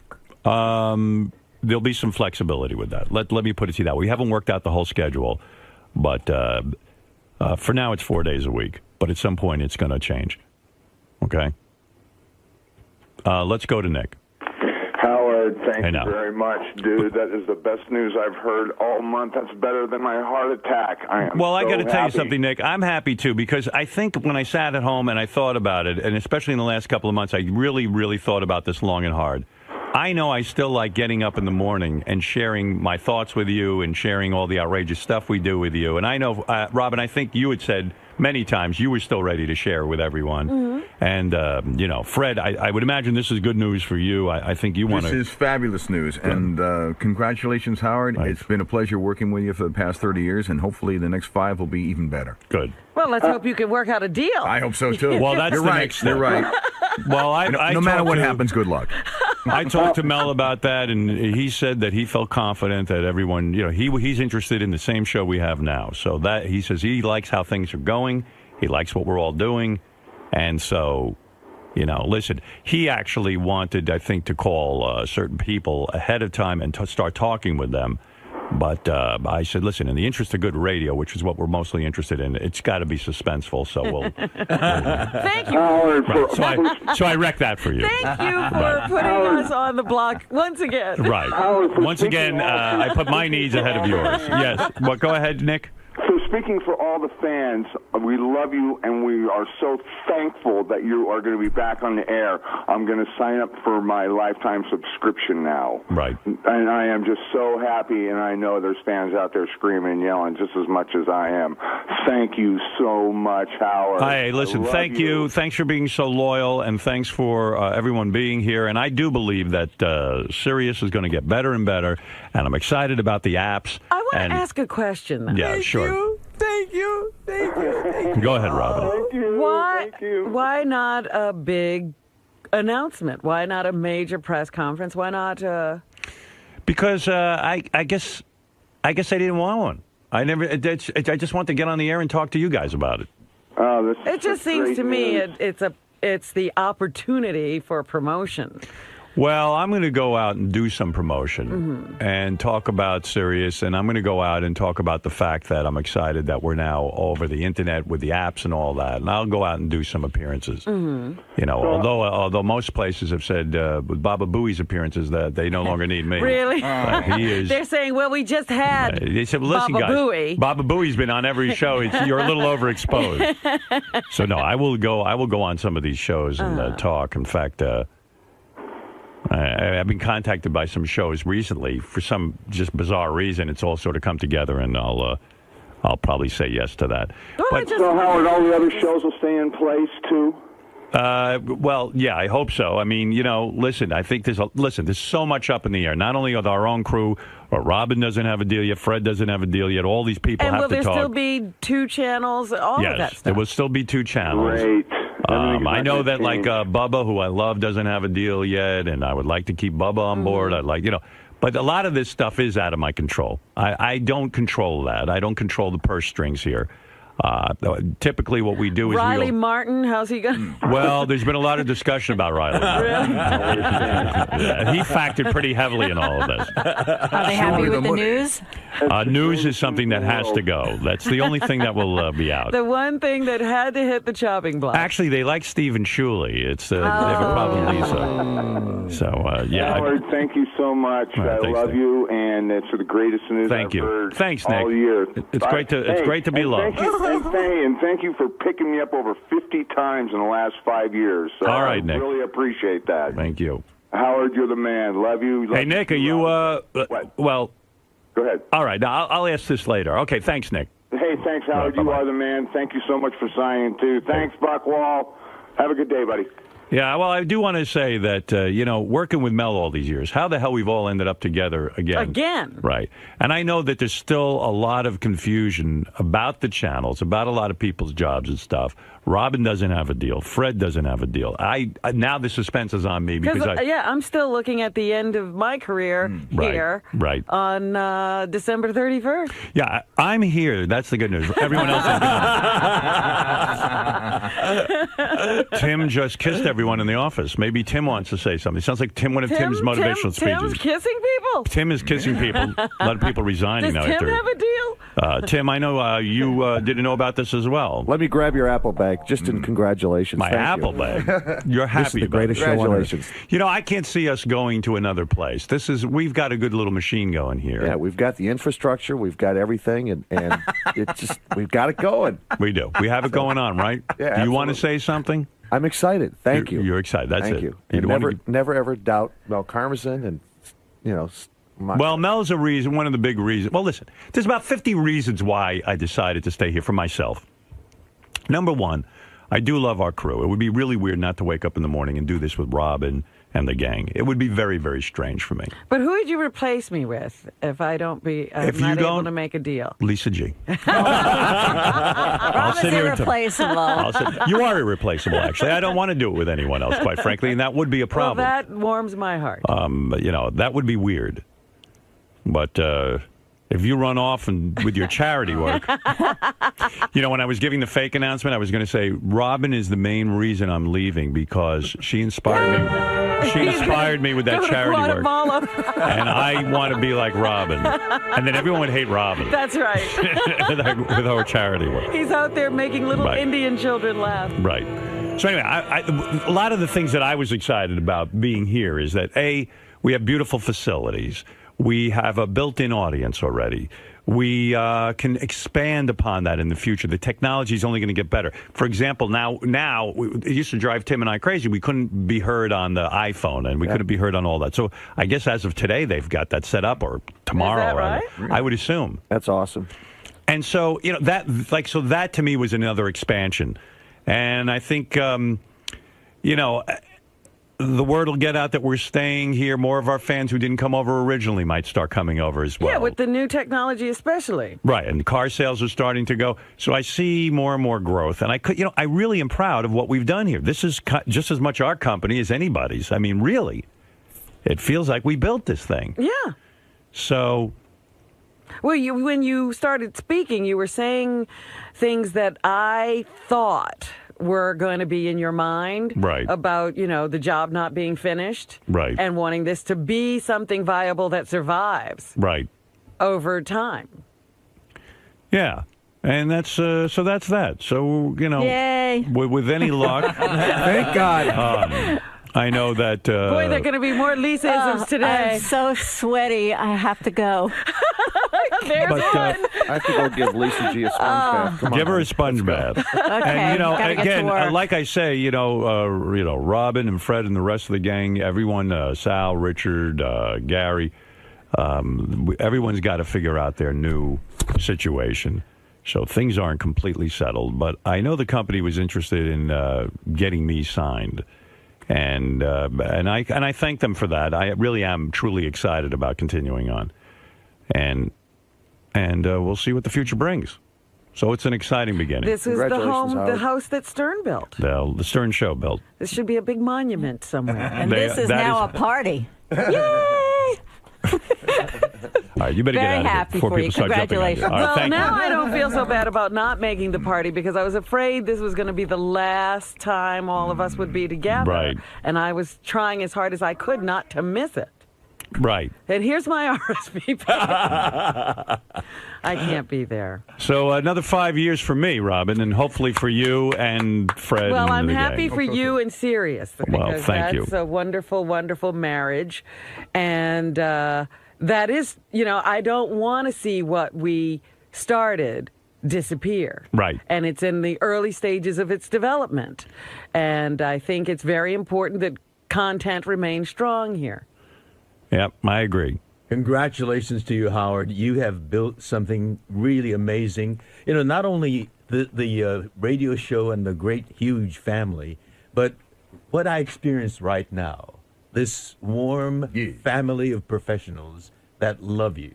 Well, we're hoping, George, that you'll be with us for the next 5 years. Well, I'm going to be doing a series, but, I'm going to get breaks. Whenever you get a break. You're kidding. You have to be stuck in Los Angeles now? I'll pencil you in. I'm doing a series called Super Ninjas. I think, I think we just got the blow off. No. He's leaving us. Yeah. But George is the one person we're sure won't be back. Yeah. I'm going to arrange so that I get enough breaks so that I can be with my family. Okay. My heart is here with you all the time. Thank you. Tom Chiusano is on the air, our former general manager at K-Rock, and he wants to say a few words. Tom, please. Well, number one, I apologize. I'm calling from my cell phone as I'm sitting in my car in my driveway.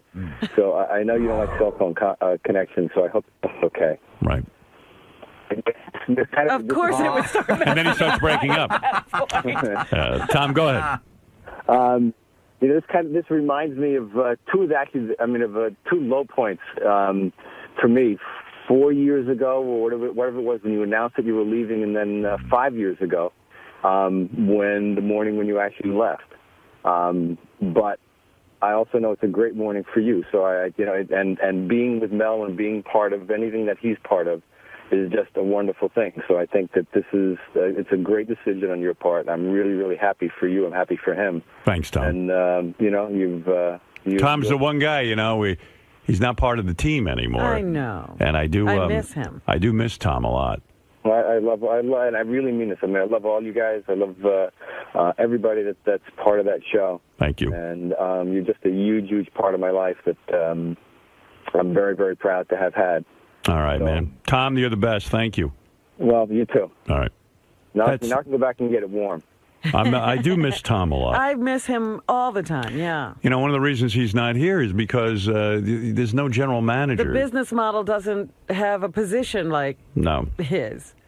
I think he should have just been here because we like to yell at Tom. It would have been great. We like to blame Tom for any of our problems. He could have just sat in a room until we were ready to yell at someone. Right. Yeah, is there a job for a guy just to be yelled at and blamed for all of my problems? That's called Scott the Engineer's Right. Tommy. Yeah, Scott the Engineer replaced Tom. Tommy, you're on the air, Malden. Hey now, Howard. Hey now. Congratulations. I'm so happy that you're going to be staying. It just, you know, I was so ready to go out and buy a smartphone to get you on the with the SIM card, but well, let me tell you something. There was a lot of consideration there. I mean, there's a lot of great opportunities out there for broadcasters. That, leak over the weekend about Apple? iTunes. I don't know where that came from. There was no discussion, real heavy discussion with iTunes. Mm-hmm. I don't know how that started. I think I heard some guy, some stock market guy, had heard about a meeting or something and floated that. But quite frankly, there were a couple of companies where we almost, could have ended up there. Let's put it that way. And there's a lot of exciting opportunities out there for broadcasters. Anybody who thinks broadcasters don't have opportunities out there is nuts. Problem is, you got to have an audience to bring with you. And if you don't have that, then the opportunities aren't there. They dry up. I think starting, quickly. That's the problem. I mean, you got to start in terrestrial radio. This is advice for any young broadcaster. You got to start on terrestrial radio and have a huge audience, and then have the wonderful audience that I'm blessed with that's willing to follow you somewhere. Well, the whole point would be then content and connection. Content, connection, content is king. And this company, more than any company, with the leadership of Mel and Scott Greenstein, I believe, they are so braced for the future because they have the content. Mm-hmm. Robin, people are not spending money on content. Right. That's part of the big problem. The problems I see out there listening to terrestrial radio is that they just want to put those commercials somewhere. Yeah, they have no investment in talent. Well, like Facebook has content, but it's your content. Right. That's what attracts me to it. But what terrestrial radio would need is some investment and development of people. Right. And they're not putting that in. Well, that is not happening. And I'm hoping that in the future not only for our show, but for our channels, that we can be a mecca for some people and for a lot of broadcasters. And we could be providing content for all kinds of delivery systems. Yeah, so I'm discussing that with Sirius now and trying to expand what we do and expand our channels, and also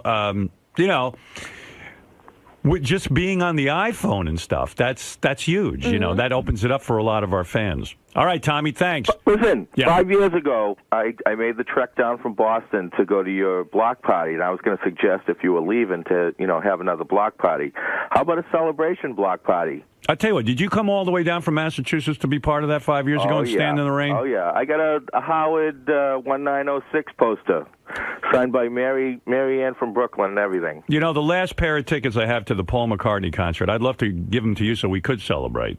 Oh, that'd be awesome. You want to come? Would you come down from Malden? Oh, definitely. Why don't you come join us Monday night? Oh, you're the best. So why don't you come, Tommy? I love Fred, Rob, and everybody. They're all great. All right. For a guy who trekked all the way down through the cold, remember how cold and rainy it was? It was a mess that day. It was an ice storm in Connecticut. There were tractor trailers off the road and everything, but I said, fuck that. I'm going to Howard's last show. All right, brother. So you're in the McCartney concert. Thanks, man. All right, hold on, Tommy. Why not? Why not Tommy? I heard there's another announcement. What is it? How dare they? On my beautiful day? What is the other announcement? I heard that Fred is going to go to the concert. How so? How'd that work out? Scott Greenstein miraculously found another ticket somewhere. Oh, great. So they shook it out of the rafters, so we'll be there, all three of us. So it's you, my wife, and my daughter. Well, very good. The family is intact. Yes. And Robin will be there with her special date, Ralph. The whole world is reeling from that announcement. Still, people are screaming, don't take him. King of all blacks. Yo. Yes. Yo. Real plain and simple. If I have my iPod and I'm on the sweeper, can I listen to the show? Yeah, I believe so. I don't know how that all works. Well, does your iPod pick? I mean, iPod just that's just storage, right? That doesn't pick up anything on the internet or anything. Oh, it depends on the system. But the iPod is the phone, right? No. Maybe the iTouch iPhone. or iPhone. Oh, he's saying iPod. I don't know. How does that work? I don't think so. That would just be down. Oh, so I got to get an iPhone. Now, how about the HVO?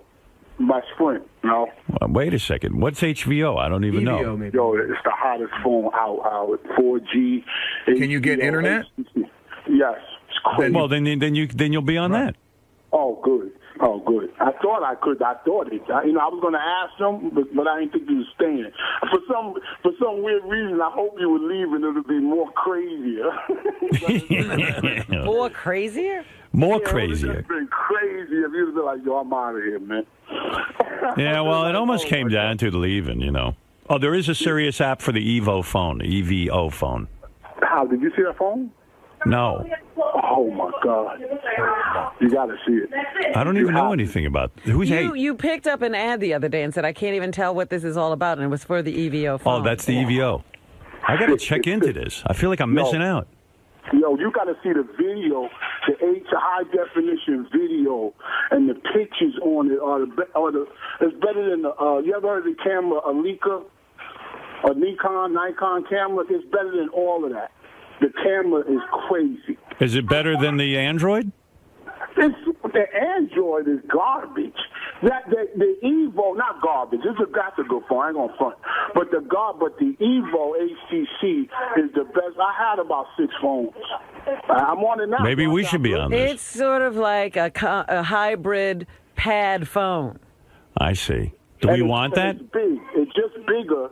But I like it because you can see, like, you can order stuff off the internet. I order stuff off of Zappos. I order stuff off of, I got the crazy Ugg boots coming. They're $300. And shit is sick. I can't wait till they get here. But I ordered all of that off the phone, and you can see everything on the phone. All right. Thanks, King. Do I sound good now? Yeah, you do. All right, King, thank you. All right, that's the King. He's going to go on and on. He didn't let me hang up. Right. He's going to do a sales pitch for all of his stuff now. Well, there you go. That's it for me. Now. Well, congratulations, Howard. I'm very happy for you. Thank you. Hey, Howard. Yeah. I got 2 questions. All right, Benji. Do you, as of this point, is there like a TV thing aspect worked out? No. Okay.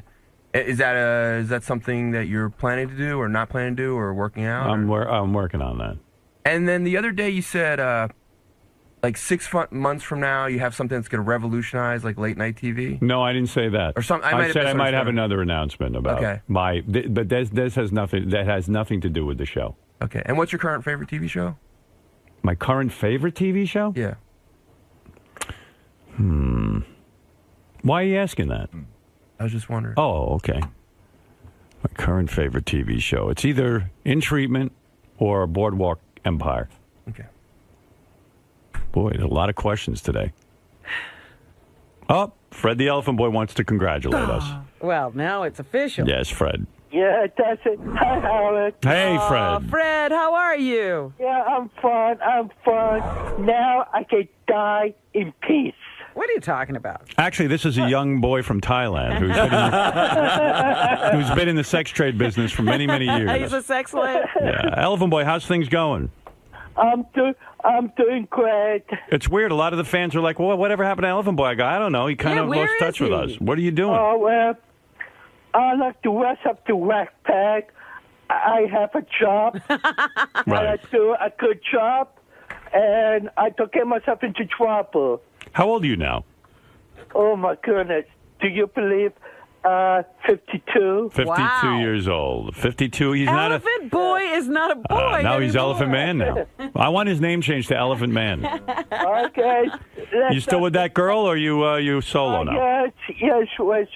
She's having a tough time. She was robbed, have her teeth stolen.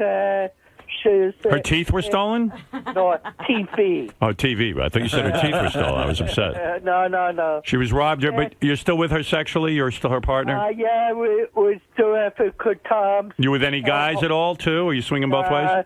That is history. Really? But you can give Charles my number.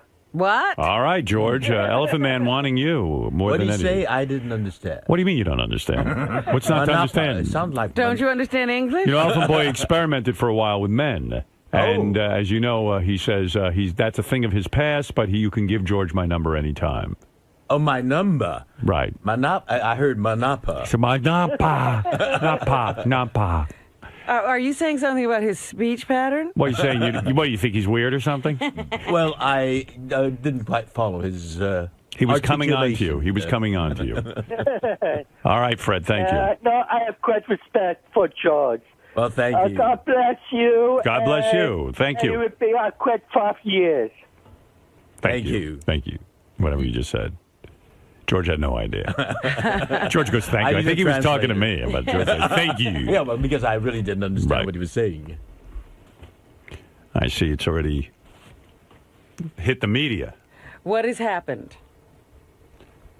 See, this is what I was saying, that this could have been a major Yeah, I know. I didn't want to announcement. I know, Robin, I but mean, I just the wanted to. press has been speculating. Everybody's been waiting. Well, now they have their answer. I'm going to be with Sirius for the next 5 years.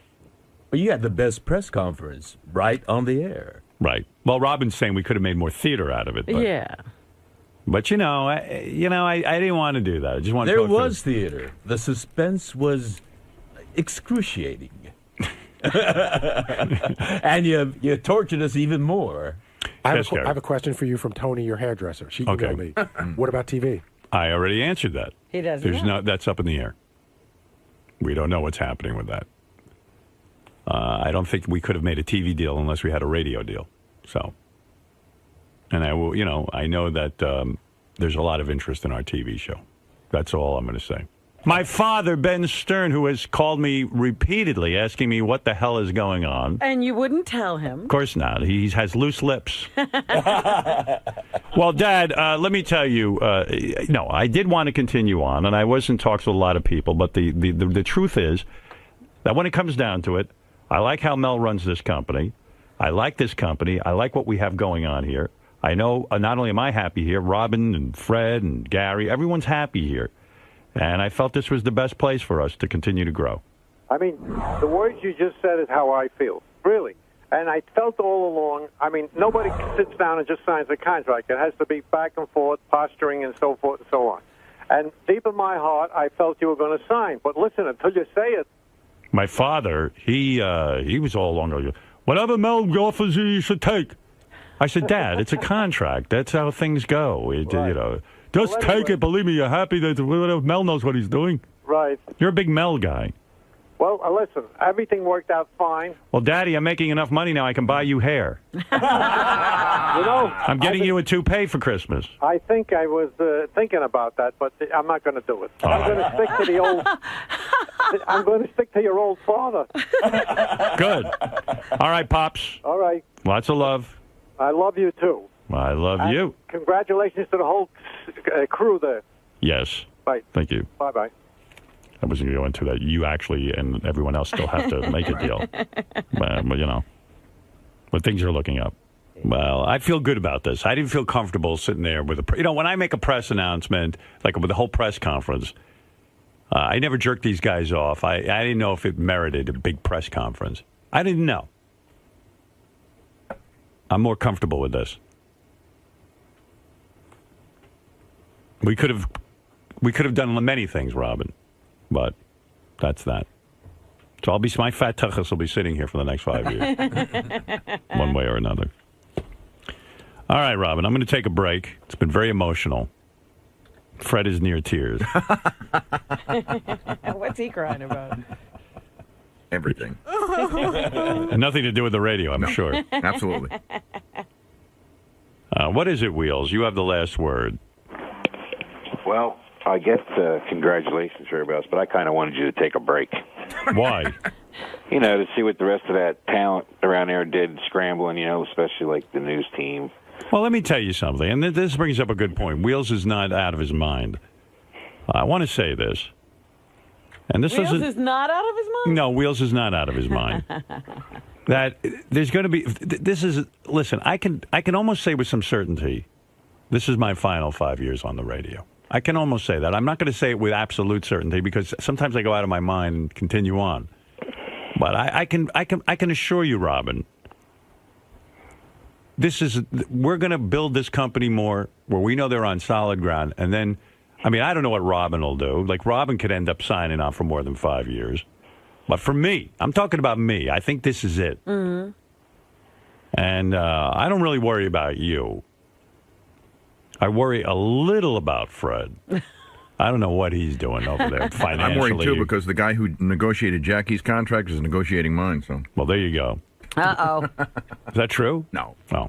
I would. That's the case. You could say if that was the guy who was negotiating my contract, I'd shoot myself based now. on that track record. I mean, the guy who was going to teach Mel Karmazin how to negotiate? That's what I think he said. I'm going home.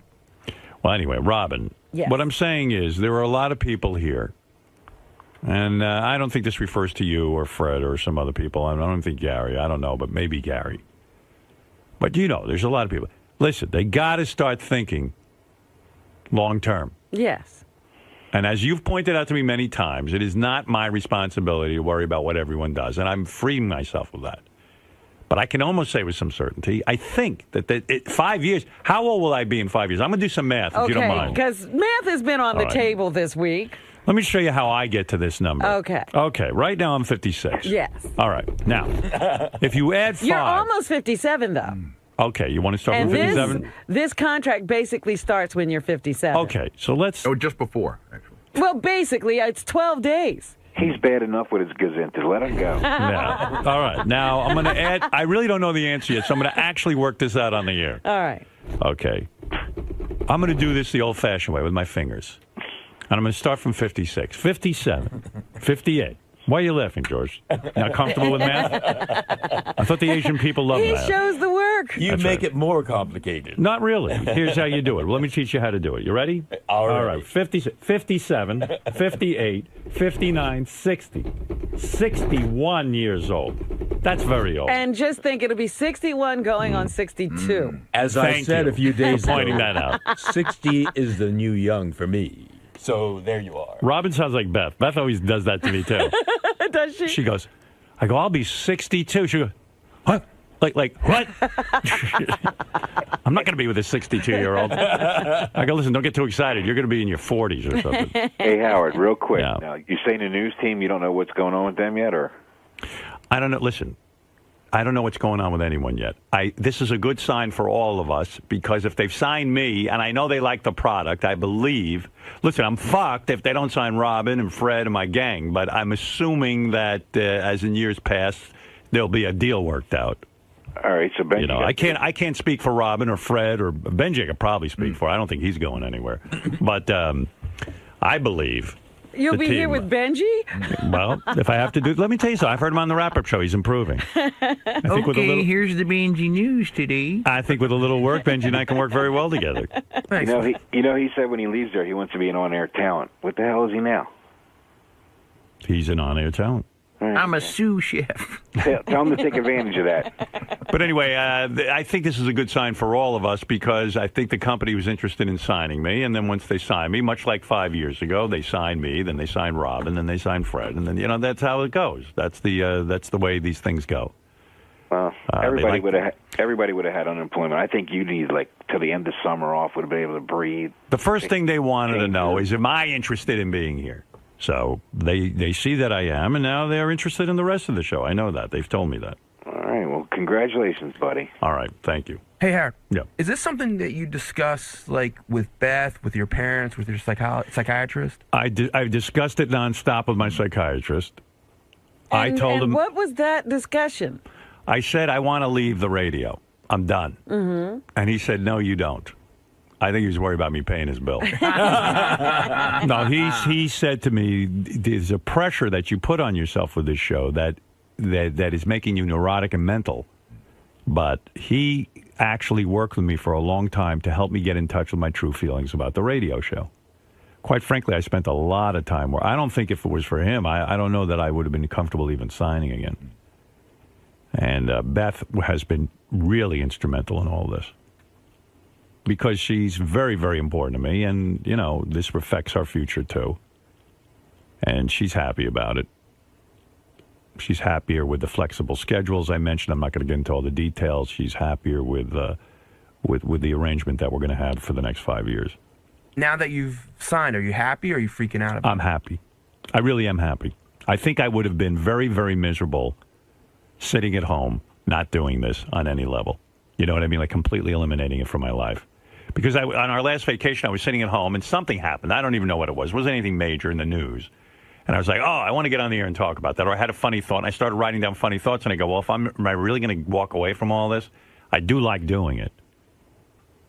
And it couldn't be any better a situation in broadcasting. You know what part of it was, too? I'm sitting there going, have we ever had a better situation in broadcasting? Never. To walk away from this now is almost, for all the shit we went through. We basically work for ourselves, run our own lives here at the station, at whatever this is. I don't even think you could call it a station. Right. We have our own platform. That's why I kind of felt like to walk away from that now when it's getting better. When we got rid of all the problems. Right. And then to walk away from it would almost be like suicide. You know, I can't see us doing that. We're in a nice groove. And it's been 5 years of wonderful, creative production without stress, without obstacles. Yeah. You know, what we've looked for our entire career. Yeah, I mean, you know, you have your ups and downs and stuff, but at the same point, the company has made it really great to broadcast from and to service our fans. I mean, nothing's been easier. Mm-hmm. I kind of make it difficult and beat myself up over stupid shit. I sit there and I go, oh, the show wasn't good enough today. The show was bad enough. The show was this. The show was that. But if I could get past all that shit, the bottom line is this is about the best situation we've ever had. We don't have people we have to convince of the content. No. There's little interference. And the time that there is interference, I go to them and say, what do you guys think? Is this out of control, or are we doing the right thing? That's right. Should we do this? I kind of go to them and say, can you guys speak up a little? It's weird with not having any Not having any bosses or authority over us. Yep. Mel says he leaves us alone, and that's great. You know, if he hears us killing someone, he might step in. Yeah, I think if we get to the point of bringing in a guillotine, right, he might have some thoughts about coming down. Right. To see what we're up to. So anyway, like I said, this is a good first step. Well, I can't believe that Mel didn't show up. Mel's probably out there. He said he was going to come down and shake my hand. But I don't know. He might even be out there. I don't know. I don't know if he wants to say. Maybe he'll say something on the air. He should make a statement. Absolutely. That would be good. State of the Union address from the El Presidente. Now I have to get in my car with my crazy driver, Gene has been predicting. I see that Mel is going to be in the studio. Did he predict that? Oh, did you hear something? Because one day I got into the car. He says, Mel will be in the studio tomorrow with Howard. I said, did you hear something? He said, no, but I know that Mel will be in the studio tomorrow. How does he know that? I don't know. I don't think he really knows. I think this was a hope of his. And he was wrong because the day passed and there was no Mel. Then what does he say? But then he says, no, you guys are just dragging it out because I know there's going to be a big announcement.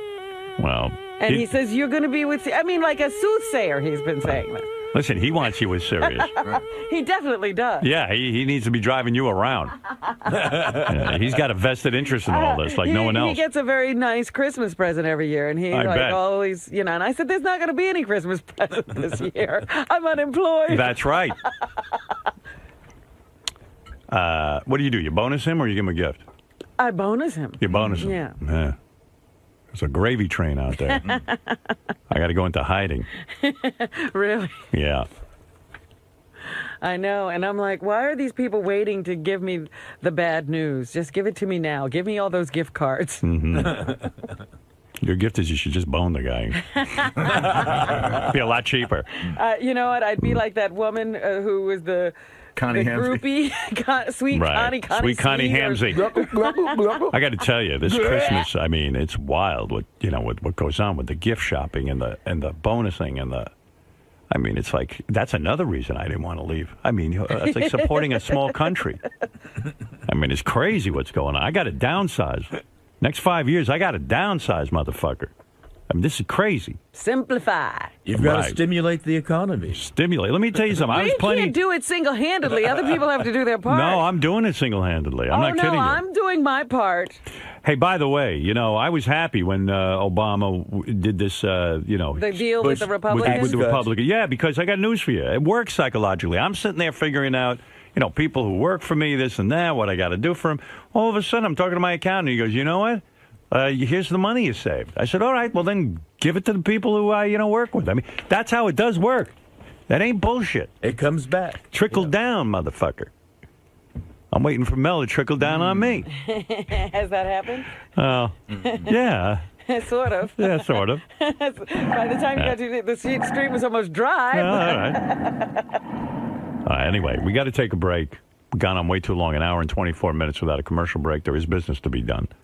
And thanks, fans, for putting up with all the indecisiveness and not knowing what was going on. But a lot of discussion was happening behind the scenes, and I was trying to do right by the show and by the fans. And so I think this is the best solution. Glad you came to this conclusion. Monumental conclusion. Because, no, the one thing I always said was I don't want you going out before you want to really go out. Because you're at the best. You're at the top. You're at the top of your game. We are all at the top of our games.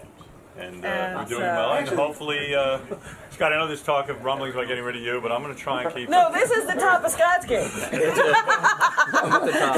Well, I've got my resume ready anyway. Scott, we can't do it without you. You know it. Well, everyone can joke all they want. I actually did it for JD. JD, we all thank you. Because of you, I won't shake your hand. I'm the charity case. Congratulations. You know, you're a good guy to have around at a pinch. Yes! We're working! No, he's working, I think. It looked like he was working. But you are Howard. You are one. Well, we'll try to work out a deal. Now it's my time to try some sort of negotiation. I hope it can be wrapped up, if it's going to be wrapped up, by January 3rd, when we're supposed to start again. Right. Will you want to go away knowing that you're talking and negotiating? Will that make a difference? The plans are set. I can't not do this. You know, I went into it with the unknown looming large, so... Robin, was there ever any doubt that he wasn't going to resign?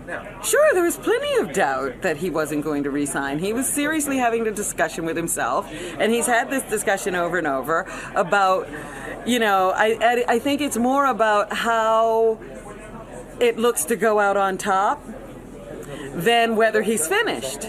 Sometimes a guy can not know, who miss that point. I don't think Howard's there by a long shot, but he doesn't ever want to be the guy who, isn't at the top of his game and stayed at the party too long. And I think that, knowing that he's good at it and knowing, the kind of power he has, is like, boy, I should step out right now because it's really clear that I'm the guy, But I think he would miss performing, and that's the other part of it, that he's great at it and he really loves doing it. So as someone who knows him better than almost everyone on this staff, you really sensed that uncertainty about him. It wasn't a game. Yeah, this time I thought, he really is having that long discussion, but I also thought he's not really ready to go, and I hope he doesn't make the decision to go before he's ready.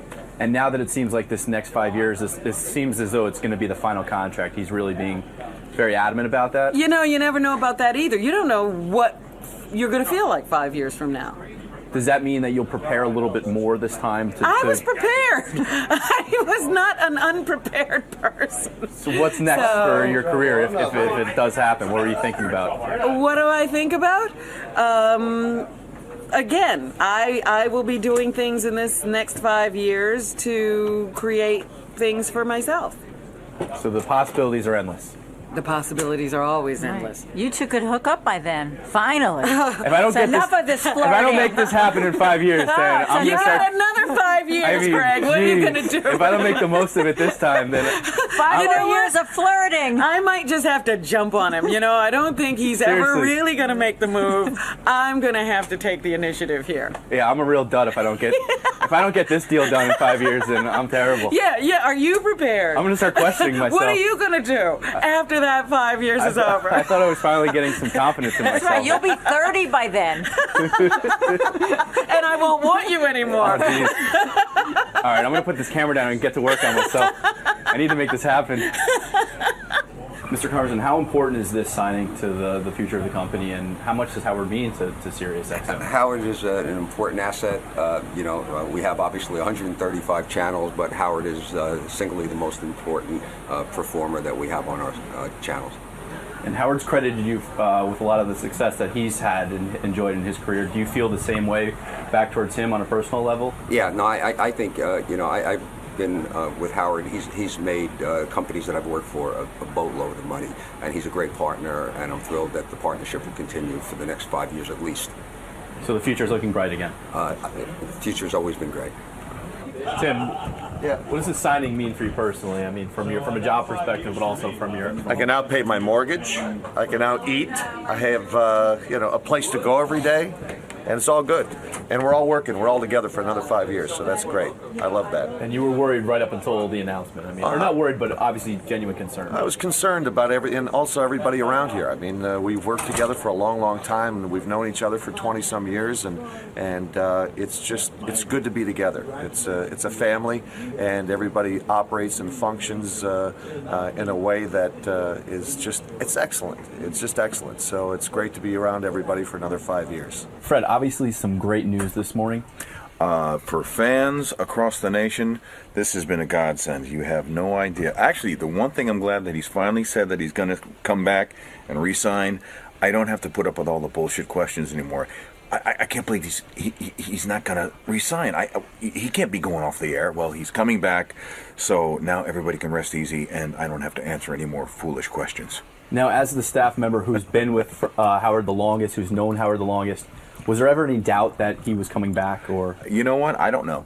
I can honestly say that I didn't know whether or not he was going to come back. Look, if he wanted to march off into the sunset and just kind of take it easy and hang with Beth, I wouldn't have blamed him. He's been doing this for a really, really long time. And in order to get up and do this kind of program the way he does it, you got to really want it. Now, you've mentioned in the past that you're not necessarily in a position to retire for the you want to continue working. I'm certainly not in a position to retire right now, and right now, as far as I know, I have no signed contract with anybody, and so therefore, anybody out there looking for some good help, I'm your man. So, Gary, obviously big news that everyone's been waiting for. Right.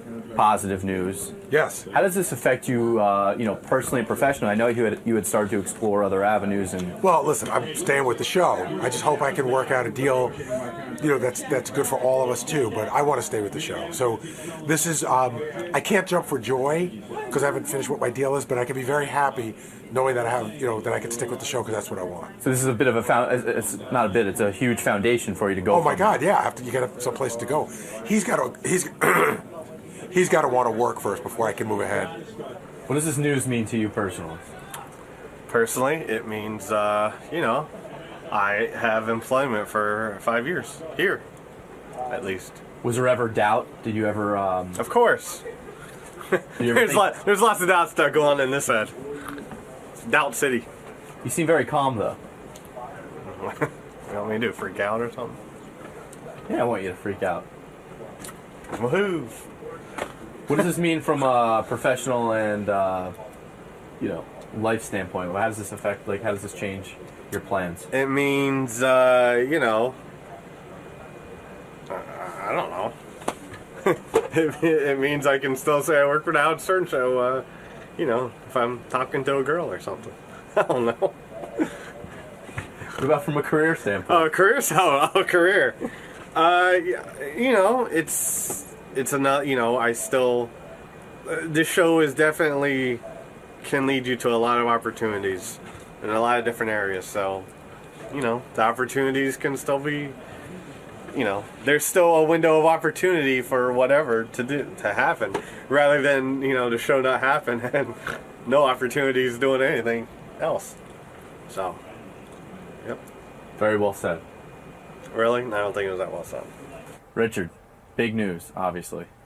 What does this mean to you personally and professionally for your career?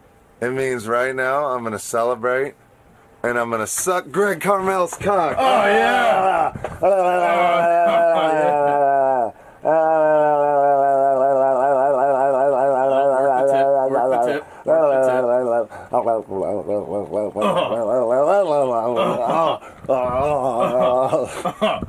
Thank you, sir. All right, now that that's over with, I'm very, very, very excited and honored that Howard would mention Sal and I's names when he said, that he's very happy with this whole team, and I'm very, I love it here. I mean, look at this office. I got my Amon Amarth poster, my Halloween soundtrack, my Coheed and Cambria. This is like, who could ever dream that they'd be able to come to Midtown Manhattan, to Rockefeller Center, and have an office that looks like this, and make a living at fucking with people over the phone. I mean, it's really just unbelievable, and I'm very excited that we're coming back, and it looks like I'll be here till I'm in my 40s. So I'll be a 40-something-year-old guy in 5 years making prank calls, and I'm just really, really super happy. And this is something everybody's been worried about, and now we can go all get shit-faced at the holiday party and celebrate. This situation forced you to rethink your future, and also, what do you do now, knowing that it's a 5-year deal and probably retirement? I am excited, but I really expected it. So, and lots of times with me, things don't really hit me till they happen.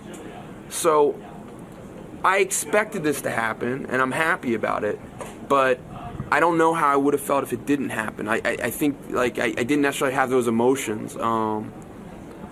Because I really expected it to happen. I don't really feel a breakup with a girl till I break up, and the breakup never happened. So I'm probably not as emotional. At least I didn't get the sadness that some people probably did. But I'm real excited, and it's like the beginning of every new school year. I'm like, this time it's gonna work. This time people are gonna like me, and I'm gonna lose weight, and but that's how I started 5 years ago too, and I'm about the same weight. And about the same level of hate. So, but I hope this time it goes better. Obviously, big news. Yeah. Obviously, good news. Yes. What does this mean to you personally and professionally? I mean, this is probably the first job you had out of college. Yes, it is the first job I've had out of college. Hopefully, we're keeping it. I mean, like Howard pointed out, he's coming back.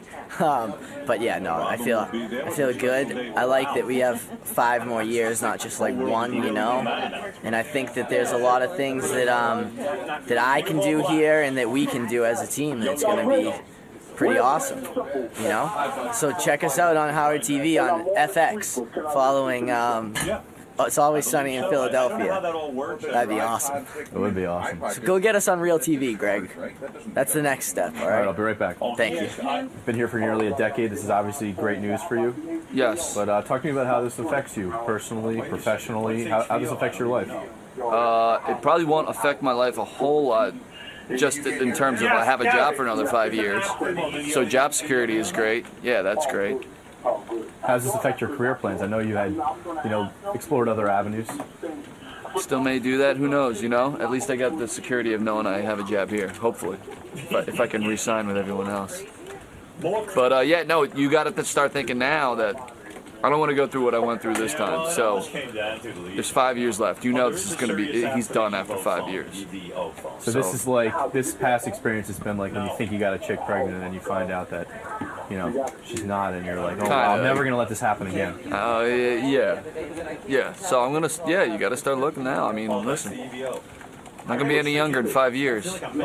You're not gonna make spoken that like a true again, genius. Right? No. You're gonna pull out this time. I'm gonna pull out. Come on her face. Or Jason's face. God, I'd love to come on Jason's face. Yeah. Is that okay? On any other day, no, but today. it would be sufficient. Yeah, sure, okay. You mean this news is so great that you would even accept Will's load? Well, little did Will know that I would have accepted his load with or without the announcement, but it makes it easier to swallow. Hey, Chris. That's what it's all about. As you can tell, I'm giddy. I'm happy. I'm very excited about the news. And let's just hope that there's a Howard TV that exists to air this footage one day in the future. That's true. This could all be obsolete. We haven't heard anything about the TV Yeah, side this could be for Greg and his roommates for all I know. But I don't have any roommates, so... Oh, you will when Howard TV goes away. No, seriously, thrilled, happy. Howard is the master. On the edge of my seat, my heart in my throat this entire morning while he was doing his whole talk-up. And listen, I'm number one thrilled that he's still going to be around, and it sounds like we're all going to be with him. And even more thrilled that we're staying at Sirius because it's a big pain in the ass to move. So, and I love Sirius. So anyway, very happy, and that's it, I guess. And when Will could come on my history of the show. Great day in the history of the show. And by the way, to take Howard at his word, really could start the 5-year countdown now because he said, in no uncertain terms, this is his last contract. So let's enjoy it. Let's make these 5 years the best 5 years ever. Woo! I can continue my pro bowling career and still work here. I have 5 years to practice and get better. Big sigh of relief this morning. You've been one of the guys, obviously everyone's been on pins and needles, but you've been genuinely concerned. You can read it, you can see it on your face. Of course you're concerned about your future, and in my age, I'm concerned. I'm very happy that this will take me near retirement. Yeah, it's great. I love everybody here, and I look forward to another glorious 5 years. Wow, look at you all sunshine and rainbows right now. Goodbye, black cloud. It's almost as good as bowling. Gray skies have cleared up. Yes. Mr. John Hine. It's Mr. Carmel. This is a big day, obviously. Yes. You've been with the show now for 5 years, and now you've been given another 5 years. I think it's great. I mean, Howard was at his best getting all of us freaking out over here. We had no clue. I thought we were staying, but I was never sure. And when he started that this morning, I thought we were gone. And thankfully, we'll be here for another 5 years. Hopefully, everybody else here is going to sign on for another 5 years. And we have just a great time up at Sirius. I'm really thrilled that we're still going to be here, as you can tell by my jubilation. No, I'm really, really excited. You're in a much more unique position because you would still have work regardless of Howard's career. He'd still need he'd still need your service. I was already told that. Right, that's what I'm saying. While the way before this all came about. So this news doesn't really affect you or pump you up? It does affect me because I got other stuff going on here also. Security. Money-wise, too. Security. Yeah, so I'm happy. I'm very happy. I love being here. I love the place. I don't like you, but don't know if you're going to be here. Well, you love me, you just don't like me. Don't know if you're going to be here, so you love me, but you don't like me. I don't love anybody. You love me. I don't love anybody anymore. You love me. My love fucking section's burned out, dude. I'm beyond that point. There's no love in my fucking brain anymore. What about in your heart? No, I don't have a heart. If we went past that pinstriped purple shirt, I think there's a big heart underneath there. Where do you see a pinstripe shirt? Well, that's a bit of a pinstripe shirt. That's not pinstripe. I'm sorry, vertical stripe. Jesus Christ, man. Are you fucking blind? Vertical stripe. That shirt's blind to me. Why are you so happy? Why are you so happy? I want to know why you're so happy. I'm happy for all of my coworkers. Oh, good. And I'd like to think that with a radio show continuing, so shall a televised version. Yeah, well, hopefully, hopefully, Howard TV will still be around and you won't be here, hopefully. We can all dream. They'll bring Chris Costa back or somebody nicer or, somebody I get along with. Hopefully it won't be you. Hopefully you'll go back to turtlenecks. I mean, I don't like this new era of Well, maybe I will once in a while, Right. like he says, we got to switch things up, change the schedule around. Yeah, we all have our dreams. We all have our dreams. Maybe we'll change your schedule around where you won't be here. How's that? You know what?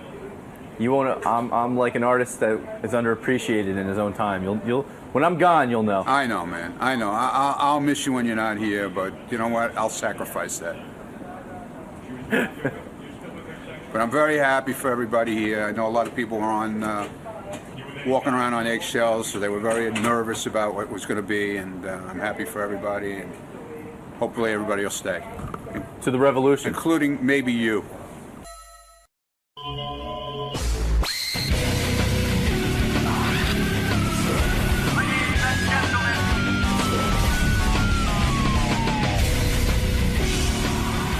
And look at me, Robin, awake this morning. You thought I wouldn't be. I was going to tell you that you actually stayed longer than Tess, Fred's 8-year-old daughter. Yes. Was she left?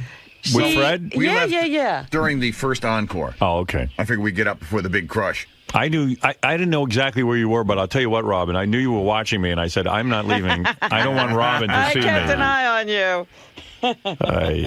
Am I tired? You're not tired? How do you do it? I thought of you first thing this morning. I was like, Robin's probably like cheery. I'm not. I'm very tired. I didn't get enough sleep. I'm just hung up on sleep. I think it's neurotic. It's a psychological thing with you. Yeah, and you don't teach me how to do this, and I'm a mess. Well, I don't stress. Yeah, you don't. I don't put rules on myself. Like, there must be this many hours of sleep, or it's not going to be a good day. All right. Let me repeat that mantra. I don't need that many hours of sleep, and I'm not stressed about it, and it's going to be a good day. I'm awake while I'm awake. Right. You don't even fall for that sleeping or eating stuff. That's what I admire about you most. You're like, I'm going to go to Thailand and not eat for a couple of days. And I'm like, shit, I'd be bumming out. And then you go, I'm not going to sleep for a few days. Okay. All right. That's all right. Sleep when you can. Life is short. Maybe you're right. I tell you. It actually gets me through the day now because I woke up and I said, I'm embarrassed like a pussy in front of you and complain about my sleeping. There was a couple of things I was thinking about yesterday after the show, like how, maybe Benji's really good looking and I'm missing it because he had me convinced that he's good looking. Guys have an exaggerated sense of self. Opinion of themselves. Yeah, not Benji, though. He gets a lot of women. No. It has nothing. He gets the women because of his confidence. I see. Yeah, I was thinking about him. He said, take a look at me. I'm really good looking. Women find confidence attractive.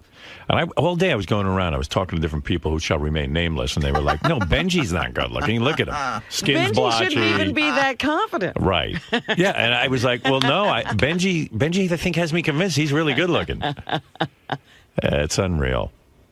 Well, anyway. He should be on People Magazine's Sexiest Man cover. I don't know about Fred. I'm sure he was happy to be able to bring his daughter to Paul McCartney. And she had a thrill. It was nothing better than seeing your kids singing along to Hey Jude. It was just awesome. Well, yeah, that's how it was for me. I'll be honest with you. I mean, I was kind of preoccupied because I was there with my daughter and her friend. And, I wanted the evening to go nicely for her with this Paul McCartney because she's such a big Beatles fan. Mm-hmm. And that's what it was all about for me. I mean, I love Paul, and wasn't that a fabulous concert? Oh, my goodness. Yeah. Fabulous, right? Just so much fun. It couldn't have been better. No. Couldn't have been better. And they packed the place, not only with people who are subscribers, but it seemed very important to get a lot of celebrities in there. Apparently, it was important for it to be star-studded. Yeah. I'm not sure why. I really would like to know. But I did see a lot of celebrities there. Yeah. I told you, Jared had come up to me and said, if there is a meet and greet, whatever the fuck they call that now, meet and greet with Paul McCartney, I'm going to try and get you and your daughter in. So I told him I don't want to go because I said I have my wife and her friend. And I can't leave them sitting there to take my daughter backstage. And quite frankly, I don't know about you. We've met Paul, and it's great. But when I'm backstage, it's not a fun time. It's not a fun time, and I feel this terrible pressure that the person performing, no matter who it is, you're just bothering them. Right. Yeah, I really feel it's a mandatory thing for them, and they they're going through the motions. So anyway, when I got there, Jared was nice enough to say to me, I want to take you and your daughter and your wife and her friend backstage. So now I'm calculating. I go, I just want to sit in my chair because I'm tired. It was a long day. I don't know about you. I went for a run during the day, and I was beat. And I said, okay, because my daughter, it would be a great thing for her to meet Paul McCartney. I'm sure a thrill. And what the hell? I want to come through as a dad. I have such, anxiety about being a dad and trying to make sure things go well in life and right. And I'm probably a horrible dad because, I'll be honest with you. I really try hard to be good, but I seem to do everything wrong. I don't say the right things. I'm sure I'm a disappointment. But your children are going to be more. They're going to remember. Sure, they'll remember meeting Paul McCartney. Sure. And my dad took me to meet Paul McCartney. Right. But that's not why they're going to think you're a good dad. Right. That's exactly right, Robin. But you're going to use the Paul McCartney. I'm going to do the Paul McCartney. Because you're not a good dad. I want to be like, hey, you know when I brought you to Paul McCartney? Anyway, so I'm very hung up on being. I have. I can be critical of my parents as you can be critical of yours, and rightly so. Yeah. Well, you got. They never took me to meet anybody. You're not. Well, the people they took you to meet, you don't want to meet. Nobody wants to meet them. But all right, look, you came through. You survived. You didn't hang yourself with a dog leash. That's considered a success. You know what? I got to give them credit. They never made me want to hang myself with a dog leash. Right. Which is a miracle, right? When you think about your life. Absolutely. Well, anyway, I was talking to someone yesterday about that. He said, when you measure success in life, never measure it compared to, Paul McCartney or Keith Richards. Measure it from where you came from. Right. And I said, that's kind of what I do. I was so happy to have a job. Yeah. That to me, that was success. Because where I lived, it was such a shithole. So it was like, wow, this is great. Look at me. If you measure success from where you came from, Fred, you're very successful. I'm fucking Trump. Right. Yeah. This is my buddy said. Anyway, so Jared walks over to me very nicely and said, or I think it was Ross, one of the two guys, and they said, okay, let's go back and do the meet and greet. Uh-huh. I said, thank you. All right. Well, you're walking through the crowd, and I see my friend Richie Notar. Where you going? I wanted to say, you on the QT. You want to come with us, but it's such a thing. It's so private, secret. And you're walking back there at the Apollo Theater. It was Theater. Almost like a Pope kind of thing. Yeah. Oh, my goodness. I saw people being ushered in and out. Well, in no way would I have gone if I wasn't with my daughter. Because I know that this is a pain in the ass for Paul McCartney. The guy's, 70 years old or... Close to it. Ben Stiller told me Paul was 70. So I was like, wow, I can't believe he's 70. But I read in the paper... 67 or 68. He's 68. Yeah, 68. Yeah. He's 68. Did you see Ben Stiller? Yes, I did. I said hello to him. Yeah, me too. I like that guy. Good guy. Yeah. He comes in there, he's singing along and everything. Not be a douchebag. So I go backstage with Ashley and Ashley's friend and Beth. And now we're in a room. And there were several people there, I think from the board of directors of Sirius. Oh, That's what someone told me. They're from the board of directors. I never met these people, but they're in the board of directors. All right. And Chris Rock comes marching in. I saw Chris. Right. As he was being ushered out. Yeah, he was marched in there, too. Yeah.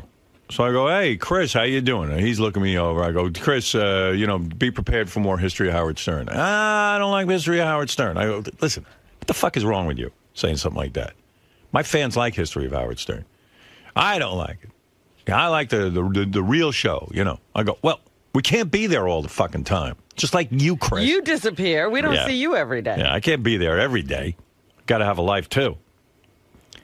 So, anyway, now I'm thinking, Ashley really wanted an autograph of Paul McCartney. So now it becomes my obsession that I'm going to ask him. And I feel terrible because I've never done that in my life, Robin. I don't believe that a piece of paper signed by somebody is anything. But it was important to her. Unless it's a check. So now I'm like, exactly. And now it's like, oh, man, I got to ask. Well, so Paul comes in the room. Hello, hello. I go, hey, Paul. All of a sudden, I figure I better speak up because I got one opportunity. Right. And now I'm the autograph seeker. And I feel, you know what? I'm a pretty successful guy, pretty famous guy. I'm about to ask this guy. I'd only do this for my daughter. I grab a pen from one of the board of directors. That's a whole fucking scene. I go, Paul, can I bother you for my daughter? I asked him to sign the ticket. I didn't have a piece of paper even. Right. I just had the ticket to get into the concert. He goes, yes. Of course, we'll do all that. But let me take these pictures here. He blew me off. He didn't want to sign the thing. He never signed it? He didn't sign. I was so embarrassed. Chris Rock looks at me, this fucking idiot. You know, I was like, he starts rolling his eyes like I just committed a huge faux pas. I go, was that bad? I mean, did I just get fucking dissed? He's rolling his eyes. You know, Paul was busy taking pictures with people. I understood, but all right. I wasn't feeling that bad about it. But when Rock starts fucking rolling his eyes. You know, though, he's going to polish it and make it worse than it is. Then I turned to Beth. I go, was that bad? She starts like, Yikes. Then it was bad. Oh, shit. I wanted to die. Because I don't want to be that guy being a douchebag. Right. Did he come over to say hello? Said hello quickly. And they did. They brought me and Beth and Ashley and her friend over to take a picture. So there was a picture tag. I don't know if I'll ever see it, but I'm assuming they take these pictures so they can send them to the person. Right. So but I felt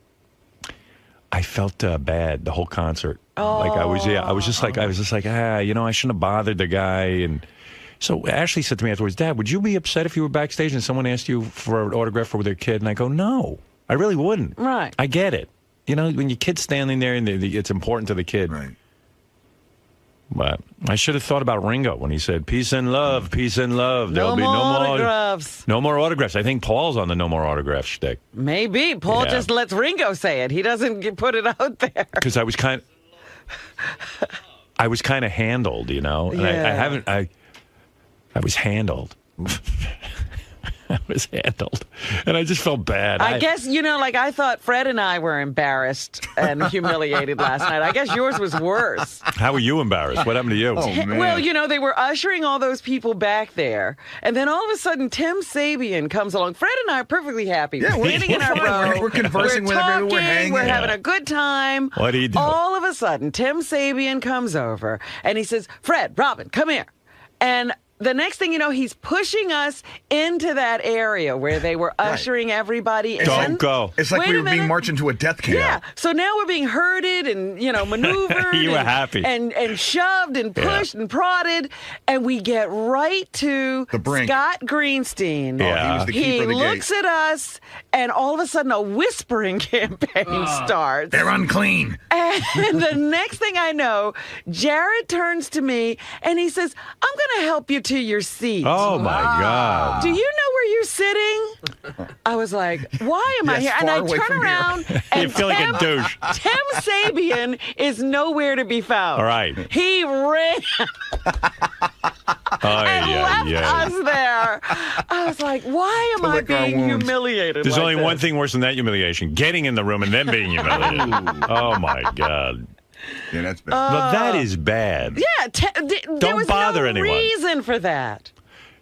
Scott didn't think you were worthy, huh? Obviously not. I was like, whoa, Was what his did big we night. just do? It was his big night to be King Tut. Oh, yeah. He was Caesar. And then, Thumbs up, it's thumbs like, down. oh no, and Ross and Jared have to handle Fred and me. They didn't have to worry about that. I mean, it's completely It was understandable. embarrassing for us. We didn't ask to be there. We weren't trying to barge in. Of course that's embarrassing. What are you going to do? Believe me, I wish they would have whispered and rejected me. Oh, my God. There was no... Don't pull the autograph, Gambit. Because you're bothering the guy. You didn't even want to go in there, right? No, we were at our seats. We weren't asking anybody for anything. He came and dragged us down there. And then Scott whispered and rejected you. Yeah. Right. It's like going to Studio 54 with your friends and you don't even want to be there and then they reject you. No, not good enough. Next. Yeah. There was a lot of, tense moments there because everyone was nervous. This was a big night for Sirius, but you know what? They're only making it tense on themselves if they invite people and then tell them to leave. Right. I was like, why am I here being rejected? I didn't ask for this. Yeah, you were happy. Yeah. It's like being invited to dinner and saying, no more food for you. Right. Did that stay with you the whole concert? Absolutely. Yeah. It's still with me today. I'm like, why was I put in that position? Wow. I'm not sure who got it worse last And night. then I start looking around. Now I'm evaluating my seat. I'm evaluating everything. Right. All of a sudden you're thinking. Yeah. Wait a minute, where's Cousin Brucey sitting? Oh, he's up there. Right. Yeah, like the pecking order. Wow. I'm like, why is Ben Stiller sitting there. Right. He's not a member of Sirius. You know, I was doing the same thing. I go, you know what? I was thinking about all the people who I know who wanted to be there, who work here every day. Yeah. And I was like, really, why is it important that Keith Richards' daughter is two rows in front of me? Like, why is she... I was doing the same thing. I go, not that I care where I sat, because in that room there wasn't a bad seat. No, there isn't really. But I was thinking about all the, like, you know, Sal and Richard who work here every day, or Jason and Will, or somebody, you know, it's people like that, people who work every day here. And I was like, well, why is it important that, like, who can I think of? I wasn't even thinking Ben Stiller because he does our show, and I was glad about that. Absolutely, yeah. But I was thinking, like, why? But George Wallace was in the... George Wallace was with Jerry Seinfeld, and did you know that he was with Jerry Seinfeld? Yes, People I had did. I so don't want to look and see someone catch me looking at them. That here's who I heard was there and I didn't see. I did see Chris Rock because I saw him backstage. Yeah. I saw Alec Baldwin. He was in front of me. I didn't see Alec Baldwin. I saw Matt Damon. Oh, wow. He was in front of me. And I was like, well, why is he here? Yeah, he like, what does he do for us? I don't know. It was weird, right? Yeah. I had the same feeling. I was just like, well, I'm thinking about all the people, you know, like, are they subscribers? You know, what do I know? I doubt it. I guess it was important to make it like a star-studded evening, but... Yeah, I know everybody was excited looking around the room to see who was there. That adds to the glamour of the evening, I guess. Yeah. Yeah, but I had your reaction. I was kind of like, you know, I'd rather see Jason and Will there. Yeah, I was like, and they got better seats than me. Yeah. And now I was rejected from Paul McCartney. Keith Richards. Keith Richards, Ron Wood. Yeah, they've seen Paul McCartney enough. They can see him anytime. Yeah, they weren't overly friendly. Jimmy Fallon was here's Jimmy Fallon. I didn't see was him there. I never saw him, but I heard he was in the room. So anyway, the McCartney concert was really good. Excellent. Yeah. Got to say thank you to Sir Paul. He rocks. Yeah, I tell you, that was something. It was very small venue, and that's the perfect place to see him. I saw him at the Garden. You don't get half the stuff that goes on when you see him in a small place. We even saw him at Radio City Music Hall, and it was better than that. So why do you think Rob and Fred were brought back and then, like, rejected by Scott? I'm sitting around going, how come I wasn't asked to go back to be rejected? See, you were rejected from being rejected. Yeah. You were rejected. You didn't even get up to the part where you get to be brought back. You were rejected before you knew it. Yeah, but really, I guess I've arrived. Why them and not me? Yeah. I have to tell you, there was a great moment in the show last night. Why them and not me? I was sitting 2 seats away from Robin. Paul goes into the opening part of Maybe I'm Amazed. Robin made a noise. Oh, God. Robin just went, oh.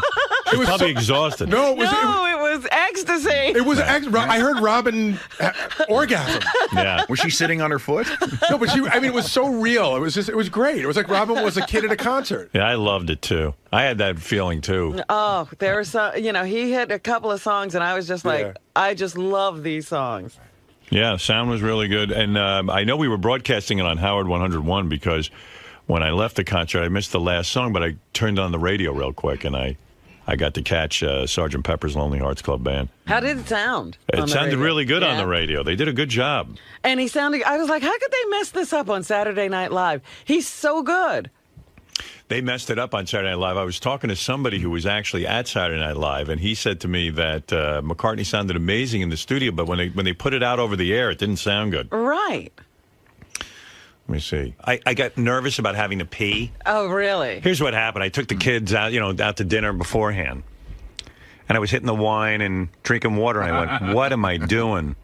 What an asshole I am, because I'm going to have to pee. Now you got to pee. And I have a problem peeing in public or in any kind of group situation. So before I left the restaurant, I said, I'm going to pee. I go in the restaurant, and when I get up to go to the restaurant, a lot of people do follow me into the bathroom. They like to get a hold of me in there. Really? Yeah, that's pretty much standard. As soon as I stand up, I can see a line forming. And I have enough problems peeing. So I get in, and I'm like, thank God there's a stall. I never go to the urinal. I know that's going to be a disaster. Nothing's going to come out of me. I don't care how bad I got to pee. People, I just think people are looking at my penis, and I don't want it. I've been like that since I was a kid. I can't pee at a urinal. It's called pee shy. Yeah, I am pee shy. If my penis was really big, if I had a big schlong I could stick out, I don't think I'd be pee shy. You'd just be peeing on people. Yeah, I think it's because my penis is small. That's what it is. I'm being honest. It's my penis size. I know that's what it is because it looks like a button. It looks like a Bosco cap. Do you remember Bosco, the chocolatey syrup that you'd buy? It was the one that pulled up? Yeah, and remember it had like a round. The only reason I remember this is because I said, that looks like my penis. Look up the Bosco on the internet, Bosco, and look at the top part of it. That's what my penis looks like. It looks like a little shroom. It's not impressive. And I don't want men like you know how guys, I see these guys, they look over in the urinal, they start talking to you. Of course they're looking at your dick. I don't care what anybody says. Everyone's always comparing size. I don't do that. I don't look at anybody's dick when I'm peeing. You must. I because don't. You know you compare so poorly. I know I would compare if I had a big one. I know I'm not going to win any contest. So whatever I am, I'm pee shy. So I get right in the stall. Now, I'm at the restaurant, and I'm standing there, and nothing's coming out, and I'm pushing and pushing. I want to pee. So then I start thinking, people are looking at me. But I'm in a stall. How are they looking at me? I go, I know if I talk to myself, I sometimes get relaxed and I'll pee. And I have to pee before I go to the concert, or else I'm going to be a disaster. So I start having a conversation with myself. Oh, and quietly, so no one will hear. Hey, I can't believe it. And sometimes I talk to myself about the band Cream, Ginger Baker, Jack Bruce, and don't ask me why, Eric Clapton. I have this thing where I talk about Disraeli Gears and the cover and all that, and I get relaxed and I pee. So I peed at the restaurant. I was like so fucking happy. I go, now maybe when I get to the concert, it'll be 2 hours long, and I'll get out of there and I'll pee when I get home. Just don't drink any more water when you get back to the table. So I settle up the check, get out, get over to the Harlem, the Apollo Theater, and I'm there and I'm standing around. I do that whole meet and greet thing where, Paul basically handled me and didn't sign the piece of paper, and I'm fucking humiliated. It was a night of humiliation. I'm humiliated. I can't even tell you. I can't. Yeah, I can't even tell you how humiliated I am. And you know what? I might have been more humiliated than you were, but I'm not sure. If I saw Scott Greenstein whispering, and that's pretty humiliating. But that's pretty bad. But it's Scott. When it's Paul McCartney handling you, it's really fucking embarrassing. Well, and Chris that's Rock why I'm laughing at saying you. that you probably got it worse. I don't know. Because yours, only Fred and I and, Right. and Jared and We're a witness. Ross were witness to our humiliation. No, this was my wife and my kid and worst of all, Chris Rock standing there. Not even Fred's daughter saw Right. So this awful thing that happened to us. Yeah, I felt really embarrassed. I really did. I truly did. Oh, but, I'm sure we did too. Yeah. Oh, yeah. Oh, I'm telling you, I'm not sure who won that contest. And I looked at Tim Sabian as I was walking out. He was all the way back up the aisle, laughing and talking with somebody else. He didn't even care that we had been humiliated. Nah. He kept going around saying it was the greatest night of his life. Right. Well, you know what? He's very positive. And I said, last guy who said that was Lou Gehrig, being the luckiest man in the world. Right. I'm sure he had good intentions, but you got to think that shit through. Right. Yeah, and don't abandon us. Don't make it look like I was trying to sneak in and get a chance to see Paul McCartney. Well, he didn't want to be humiliated. Why does he need that? He knows he's going to be rejected. Well, anyway. Yeah, don't you hate when you marched around and you know it's going to lead to bad stuff? I had no idea why he was doing this. I didn't even know where he was taking us. So anyway, so I peed, and then after the whole fiasco with trying to get the autograph from my daughter, I'm sitting there, and Ross says, "You got to go to the bathroom?" I said, "Yeah." I'm thinking, "Oh, this is good." He goes, "If we go up a couple of stairs, I think I know where there's a private bathroom." I go, "Perfect. If it's private, I could pee. If I have to go in a group situation down here," and I was thinking the whole time on the car ride over, I was like, I think I have to pee again. I have to pee again, but I just peed, but I have to pee again. I get crazy with this peeing. It's been ever since I'm a little boy. When my parents would take me to Radio City Music Hall, I knew I wouldn't be able to pee in a public bathroom, and I would just be filled with grief. So this is part of your anxiety about concerts and everything else. You don't know if you'll be able to sit through it without peeing. Yeah, I even said to Beth, I wish we were just home watching TV. She goes, don't confess that to anybody. I go, I know this is a great night, but all I can think about is peeing. And you know what? Really, I shouldn't have been there. You know, after the humiliation, it was all downhill for me. So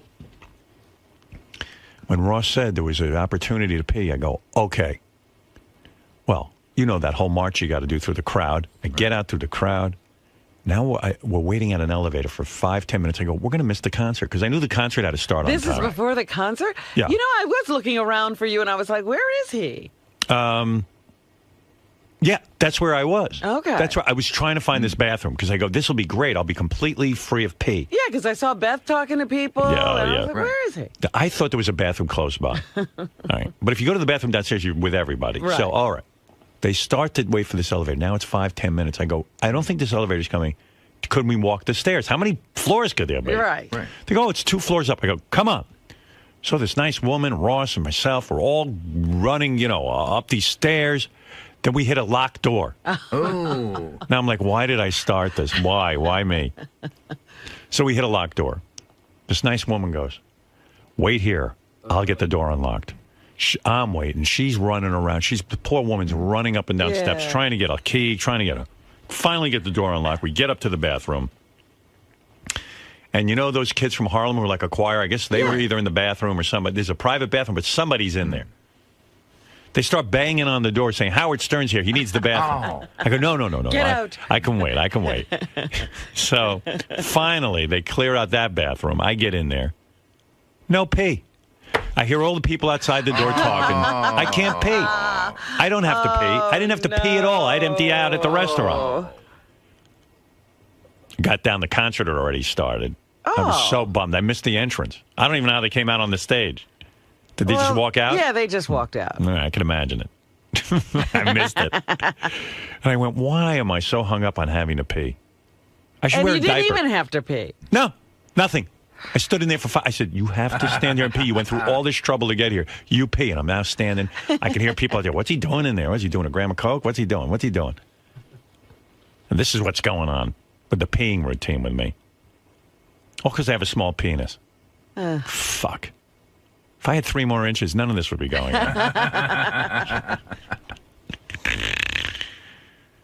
I don't know. I'm so neurotic. And then I ran downstairs, got downstairs. I missed the opening of the concerts. It was a lot of fun. Yeah. Mary Ann from Brooklyn, go ahead. You're on the air. Oh, my God, Howard, it was more than fun. In my own little living room, I had my own party. I was thinking of 7 years old in my grandmother's house in Bensonhurst, and I had a lump in my throat and tears in my eyes, and we all communicated, Howard, through Facebook, and we all listened to the show, and it was fabulous. Yeah, they did a nice job with it, and congratulations to Sirius on their 20 millionth subscriber. Good for them. I left Scott Greenstein a voicemail last night, and I also sang in Gary's voicemail, because, Howard, it brought me back. It gave me such joy just to be home in my own house listening to that, and I stuffed 2 Edam's cheese buns while I was waiting during Mr. Skin because I was having an anxiety attack. Right. Howard, it was I don't know what she's talking about. Paul, I zoned out. Do you have any idea what she said? Something about cheese balls and Mr. Skin. I don't know. Paul, you're on the air. Hi, Howard, Robin, Fred, everybody. I wanted to call about you feeling bad about the autograph. I think that's terrible. I didn't want to bother the guy who was going on with the show. I felt funny. I would never do that. You think it was terrible if I were to ask? Yeah. No, I think it's terrible. Paul's reaction. I'm a huge Beatles fan, huge Paul McCartney fan, but Paul couldn't get away from that pen fast enough, Robin. It was like I had. It was like the pen had. It was like I had AIDS. And that was a crucifix. That staph infection that eats your skin. Yeah. Oh, he couldn't get away from that. I go, could you just scribble your name here on this ticket? What is that? Then, It's a and pen? then it was like the Zapruder film. Like he moved away, he handled me, and he went, yes, we'll get to that, of course, but let me just take these pictures over here. And I was just like, that's what I do. Boom, just fucking shoot me. And then Chris Rock's laughing at me. He's like, oh man, that was bad. It's worse to do it in front of Chris Rock because he You're loves never going to hear the end of it. that kind of stuff. I was just like, I go, was it that bad? He goes, oh yeah, it was bad. He probably didn't hear any music. He was still laughing at that. And I go, hey, Chris, by the way, how's your miserable life? Where's your kids? How come you're not with them? I think it's bad when anybody acts that way. But he was. Listen, I swear to you, I love Paul, and he can do no wrong. I understood. I've been in this situation, but I think he, I don't think he liked signing autographs, and I was the putz who, was backstage you were the annoying one him. person. But I don't care. You know what? I did it for my daughter, and I felt like I was a good person. And that's what made me compelled to call. I'm a huge fan. I haven't actually ever called before, but I have a daughter as well, and that story just made me think that I felt bad for you, really, and I don't think you should have done that. No matter who it is, no Paul McCartney.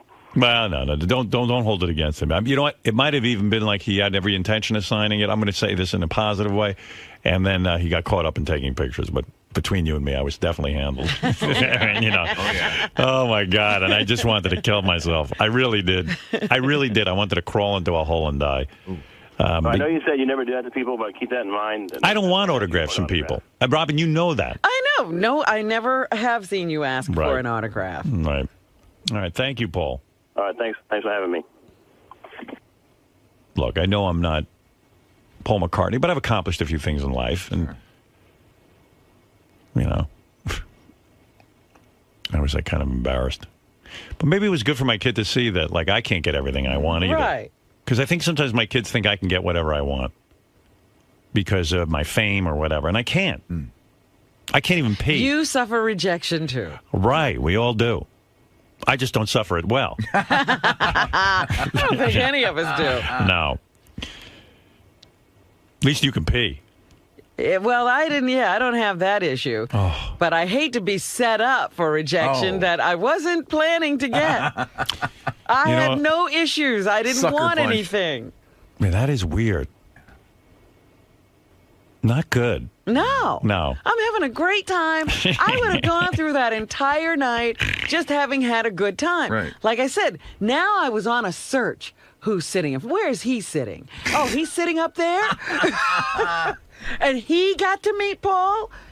Right. Tim. There he is. Bad form, dude. Well, no, here's what happened. They were doing a live broadcast. I do. Yeah. They were doing a live Here's the mea broadcast, culpa. and I thought that, let's see if we can get Robin and Fred on the air with them. And then so I walk in with them, I get thrown out, and then Robin and Fred turn around, they get thrown out. So I thought maybe that, if I had them there, I could get them on the air, on the live broadcast, where? on the pre-show.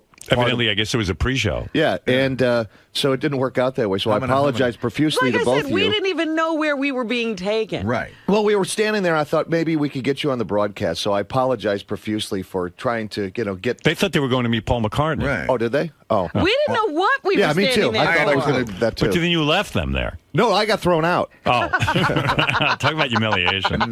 So I'm on the humiliation list. Yeah, you don't work hard enough. Yeah. Nothing throws you, though, huh?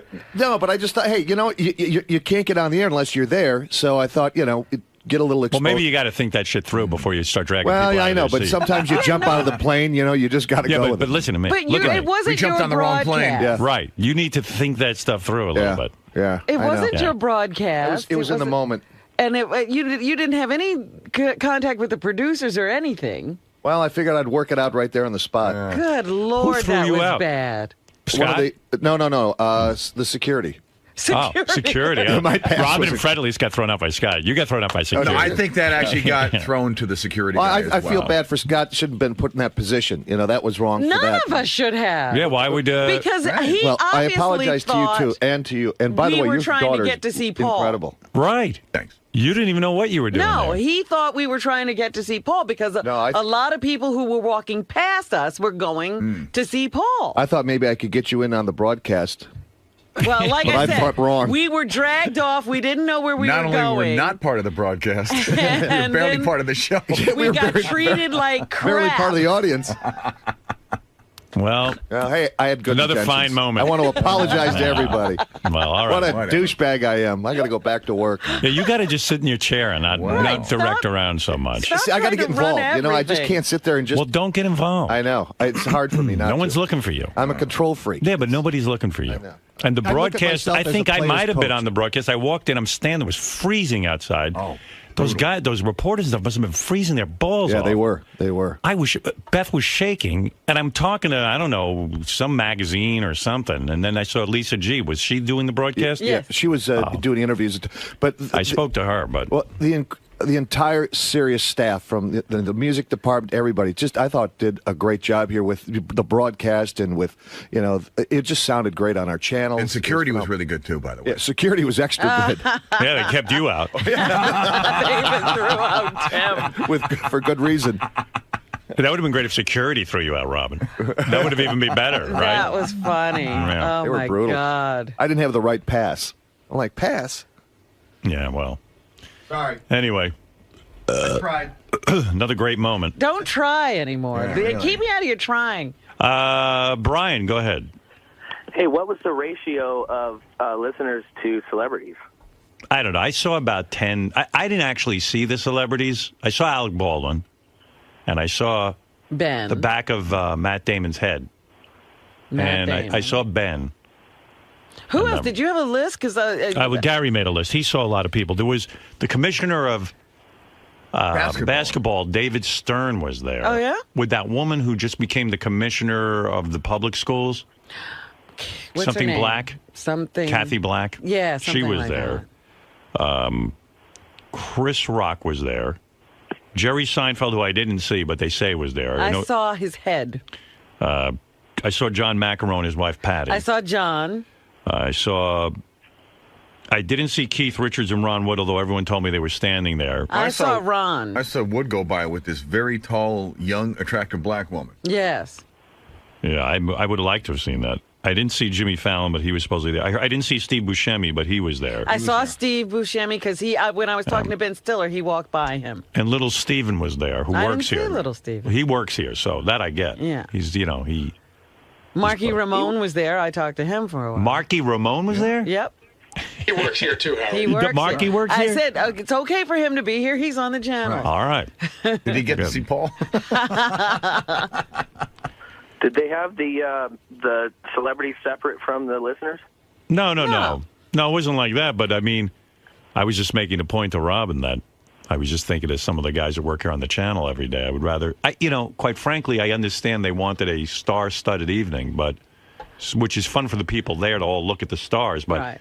I just sometimes feel bad that there's some unsung heroes around here who don't really get to be rewarded. And I felt so bad too, because some people I know Laura, who works indirectly for the channel. She works with me. She wanted to be, but I couldn't get a ticket. I tried. I put everybody on a list, and it didn't get honored. Martha Stewart was there, and her daughter, and I was pissed because Keith Richards' daughter was a couple of rows in front of me, and she wouldn't sit down. She was standing and dancing the entire time, like when everyone, when everyone sits down. Whenever would sit down, yeah, when Paul would go to the piano or something like that. Yeah. I think I started having all these feelings like, wow, she feels so entitled because she's a famous kid that she's not even aware that everyone is sitting down. And she's in front of somebody. I did notice there were these. Was she with somebody else? Because there were a couple of people who were standing. She was with a guy. Yeah, and people behind them obviously couldn't see. They didn't care. And she was dancing. Everyone was seated, and she was the only one standing. Yeah. And I said to Beth, I'm going to tell that kid to sit down. Like, I wanted to throw something, like a piece of paper or something. He said, sit down, He said, stop shaking. Well, she was shaking her ass and dancing, and she's pretty hot, I guess. Well, her mother's a model. Yeah, well, but I'll tell you what, when she turns to the side, she looks like Keith Richards. Uh-oh. No, but I mean, like a good-looking Keith Richards. Well, Keith was good-looking at one time. Yeah, I'm telling you, she's not a bad-looking girl. She's hot. She was wearing a hat, right? Yes. Yeah, I noticed her too. from where I was. I was like, "There's a notice me chick." Yeah. Like, look at me, watch me dance. I'm the only one standing. Watch me dance, completely uninhibited. Yeah, and I was just saying to myself, like, what has she done for the channel? Not our channel, but the whole Sirius. The whole of Sirius, yeah. I mean, do we really need her here? But maybe in order to get Keith Richards, they had to give a ticket to his kid. Right. So, but anyway, but sit down. You got to be a little aware of what the audience is doing. Not her. No, you got to be a little bit aware and say, you know what? Maybe some people behind me are trying to see. Although I'm 6'1", and I have a problem with sitting down in front of people. I think I'm in the way sitting down. I can imagine standing up. That's how my wife is. That's why I married her. She's so considerate. Mel was behind us, and Mel's considerably shorter than me and his wife, Terry. And she said, I'm going to take my shoes off because we're so tall. I don't think they can see. So I said, you're going to take your shoes off? This floor is filthy. This is what goes on the whole time. I can't enjoy concerts. So she took her shoes off, and I'm like, your feet are, God knows what's going on the floor here. I mean, who knows what's on the floor? But she did. She took her shoes off. I said, "You're very considerate." I love that, Beth. Yeah. Well, she's a good person. Yep. When she rolled her eyes after McCartney wouldn't sign the thing, I knew I was in trouble. That means it was embarrassing. Yeah, I've given up trying to look cool. It's not working out for me. You know, I can't. I just felt like such a shithead. Oh, my God, Robin. Well, we both had shitty nights. Yeah, that's why I don't want to go anywhere. I wanted to be adventurous. I don't want to go anywhere. I just want to sit home. Why me? Why me? And there's so many more people who should have been there beside me. I don't need to be there. What do I do? Well, I don't deserve it. Okay, Brian, thank you.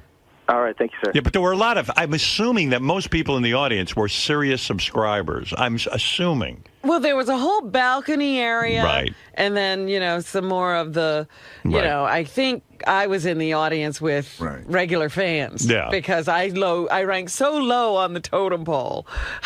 I get rejected from the backstage. Wow. And I sit with fans. Subscribers. Yeah, well, that was a good move. All right, Brian, thanks. Take care. So anyway, I was telling Robin earlier about how I went backstage to meet with Paul McCartney with my daughter, and my daughter I knew wanted his autograph.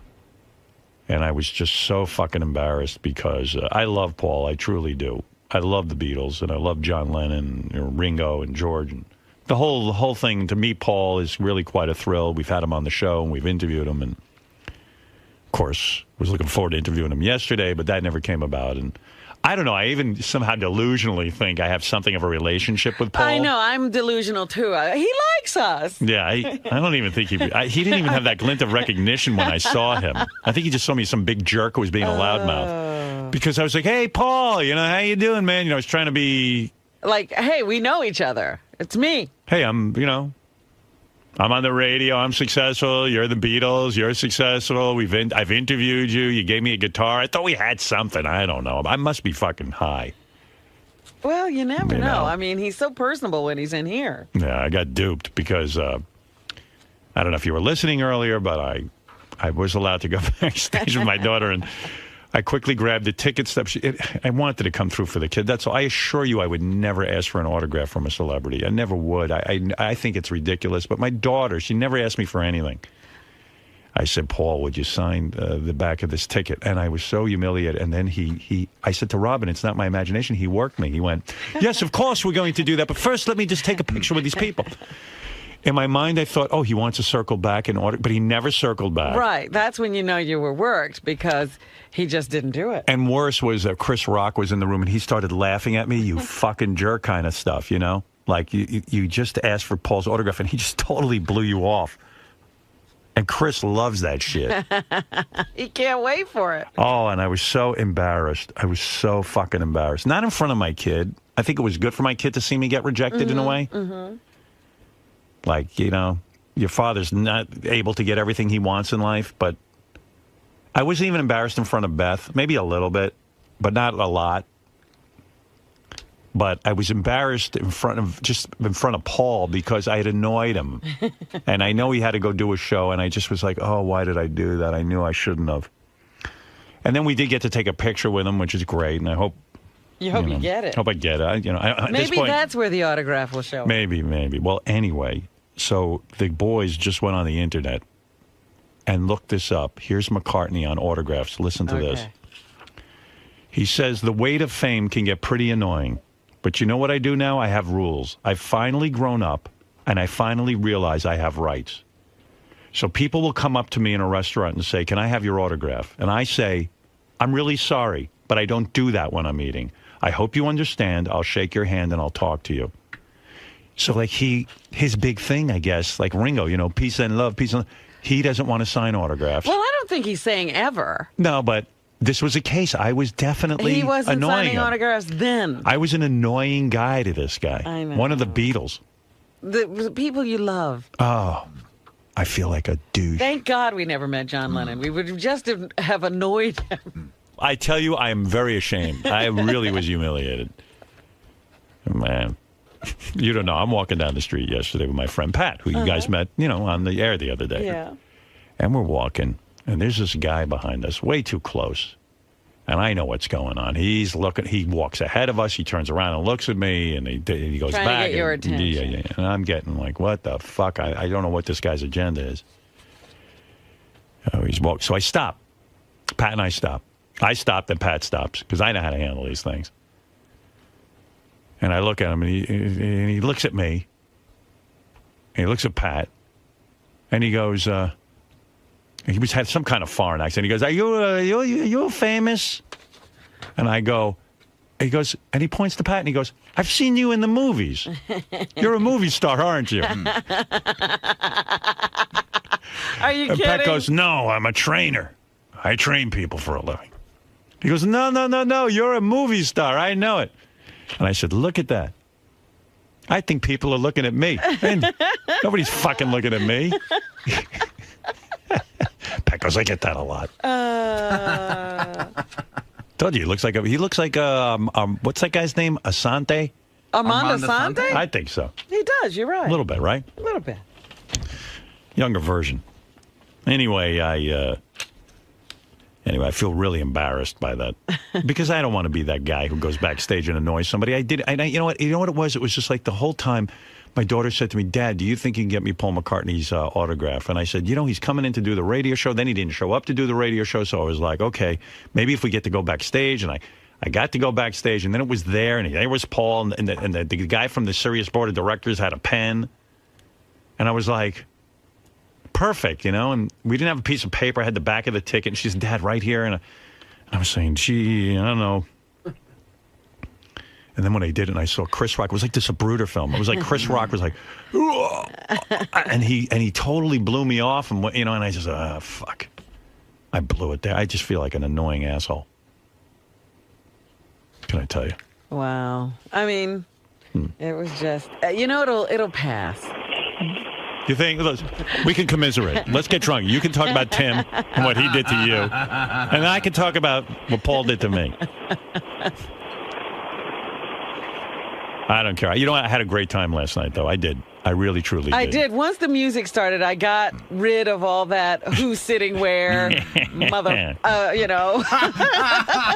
And then you had a good time. How dare you? And then I just rocked with Paul. Yes, John. Hey, Howard, don't they realize that they had royalty in their midst? They had the king of all media in there. Sir, oh, yes. They all, everyone but Paul. Sir Paul didn't know that. Something tells me a lot of other people didn't either. They should have had him talking to you from the stage. You should have been front and center. Oh, thank God I wasn't. Can you imagine? Man. Hey, I just want to say thank you to all you guys, man. You made my Christmas for coming I'll back. tell you how delusional I am. Thanks, John.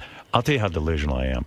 I actually had thoughts that they're probably going to tell me here that I should learn on the guitar like she's just 17 because Paul's probably going to want me to come up since, and maybe he was going to point, me, you, and Fred out or something. I really thought that. Would you like to come up and do a solo? When I got there, I go, he doesn't even know me. I was like, I am such a great audience member. I should be up front so Paul knows how much people are enjoying this. Yeah. It's like he can't hear me singing along. Because I was at a party with Paul's girlfriend over the summer. There was a friend of ours had a dinner party, and she was there, not with Paul, but by herself. And I had a long conversation with her, I thought. And then when I was walking to that backstage area, I saw her, and I was like, hey, and she goes, hey, and walked right by me. Oh, so she didn't remember you? No, so. Wow. Hey, Wheels, I thought Paul would just go, sure, Howard, for you, I'll do you a favor for your, for your daughter. Hey, I must be out of my mind. Yeah, Wheels. How's it feel to be a star fucker? Yeah, huh? But I was a star. I was a star who got fucked. Oh my God! I wish I was there with a camera. Oh no! Thank God you weren't. I'm playing it over and over in my head. After the concert last night, they played the Paul McCartney interview you guys had with him. Yeah. Now, Robin, what was more embarrassing, last night or when you threw yourself at Paul? Well, look, And he left you out there to dry, flapping in the wind. that can be explained. You got to what was take that? your shot. Right. What was the explanation for that? I mean, you was like, Did you throw yourself at Paul? Yeah, you don't remember that? We No. sort of set it up. You said, "All right, Robin, he's coming in. I'm gonna do you to Paul." And I was like, "No. I'm gonna." And I said I was a vegan. You laid it all out there. Really? Oh, so you suffered that Put it on. humiliation. And Howard, he looked at me like, "Is she crazy?" Now, Robin, do you want to say something to Paul about how you feel about him? Well, I just you wanted said to this morning you would simply Go say, ahead. I'm throwing my hat into the ring. you need someone to be with, and I'm here for you. And I'm a vegan, so we don't have that issue. Robin, what is going on? I mean, I'm thinking I'm just coming on a radio show, and this is it's the dating game. I was I shocked. think She we could said be she very wants happy you. together. Well, I'm very low flattered. maintenance. Isn't she a Low perfect date for the inauguration? Take me to the inauguration, Paul, please. Do you realize you and me, we're Paul's biggest nightmare? That's probably he's right. probably trying to keep people. fuck me, he wants me autographed. Yeah, I'm going to Sirius. Make sure that Howard Stern and Robin don't get near me. Right. hey, Howie, how come you can't hold your pee, or you don't even know when you have to pee? I don't. I'm so nervous that I'm going to have to pee during the concert that I go and I look for bathrooms that are private, and then I get in them and I don't even have to pee. I don't know what's going on with me, man. How big's that thing of yours? I'll send you a couple catheters. All right, Wheels, thank you.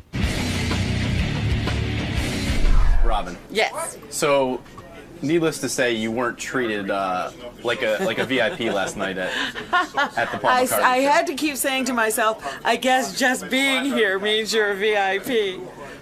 But with all the hassles considered, what was it like to? Because you mentioned listening to the Beatles on a transistor radio, and, Yeah. and to actually have like a smaller intimate gathering like that to see a legend like Paul McCartney. What was it like for you? It was really special. It was really special. I mean, to see Paul in a room that small, it was, there are no bad seats in that place. The sound was incredible.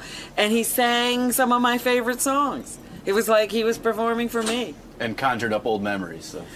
Absolutely. You have to remember where you were when you first heard that song, what you were doing. It reminds you of your high school years. It's just amazing.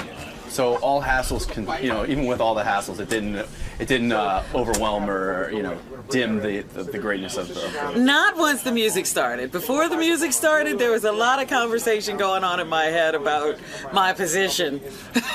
Well, especially now, considering you're trying to re-sign. Right. Oh, believe me, that was going through my head. It's like, well, I can see from this that obviously they don't think that much of me here. I am so used to people, working with this show, certainly as a lightning rod, for criticism, for controversy, for bad manners. Because quite honestly, that's what it is. It's bad manners. Is look, we do what we do for a living, but we're not killing anybody. We're not poisoning anybody.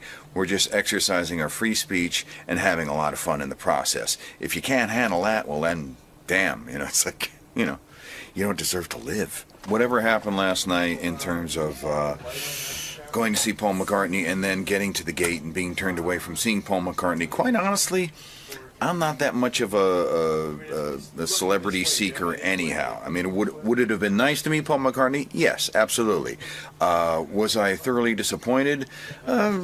Maybe a little, but I was there with my daughter last night, so you know what? She got to see the concert. I saw her get excited, so whatever happened previous to the concert was certainly washed away when I saw the joy in my kid's heart. So what are you going to do?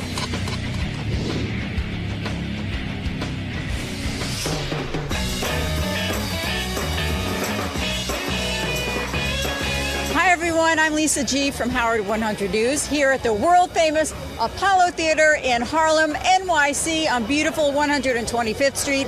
A big night tonight as we celebrate the exclusive Paul McCartney concert that's going to be broadcasting live on Sirius XM satellite radio and also celebrating the 20 millionth subscriber. Woo! So it's going to be a great night, lots of stars. The crowd is starting to gather. Let's go check things out.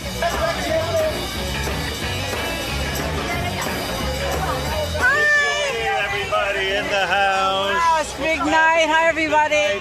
We are all excited. Sirius XM, 20 million subscribers. Who would have thought it? I believe it's because of Lisa G. You are. Lisa looks cute. The subscribers know it. They love it. And, it's not Oprah. It's Lisa G that's doing it. Alec Baldwin's here. Mel Karmazin's here. Oh, Mel Karmazin. Oh, my. Martha Stewart. I'm swooning. Mel Karmazin. I can't even hear the other names. I only want to Tony Bennett. Who cares? Mel Karmazin. Oh, my God. Now I'm officially on the red carpet to see Lisa G. Now we can celebrate. Now we can celebrate. 20 million subscribers. Wow. Who would have thunk it when you first started? Who would have thought you would have brought that many subscribers to the company? Big night, right? Yeah, I'm really looking forward to it. It's kind of cool that he's doing the Apollo. It's kind of great. Right. Yeah. And Howard re-signed for 5 more years. I know. What's that? What's going on with that? Thank God. Is it okay? Oh, it's a done deal. Oh, all right. Thank God. That's great. Oh, I thought Howard re-signed for 55 years. Yes. Why not? Give my best to Howard. Yeah, give him my very best. Thank you. Big night, right? Yeah. It's funny because I remember. It's a bit, I don't know what's more exciting. I'm standing next to Alec Baldwin in front of Steve Buscemi, or on my way to see Paul McCartney. Hey, Alex, say hello to Alec Baba Booey. What's up, man? Hey, brother, that was awesome. I just watched Last Play at Shea, and I hadn't seen it. You sound great on it. That's the narration awesome. with Billy, yeah. That's great. And 30 Rock continues to kill. Yeah, we're having fun. Well, it's great. It's wonderful that Paul is playing at the Apollo up here in Harlem. It's a big step. Right? A big step in what way? Well, it's usually Beatles music's really white music, and this is a black house, and it's a great house, So it's a great audience. So it's going to be curious to watch the show.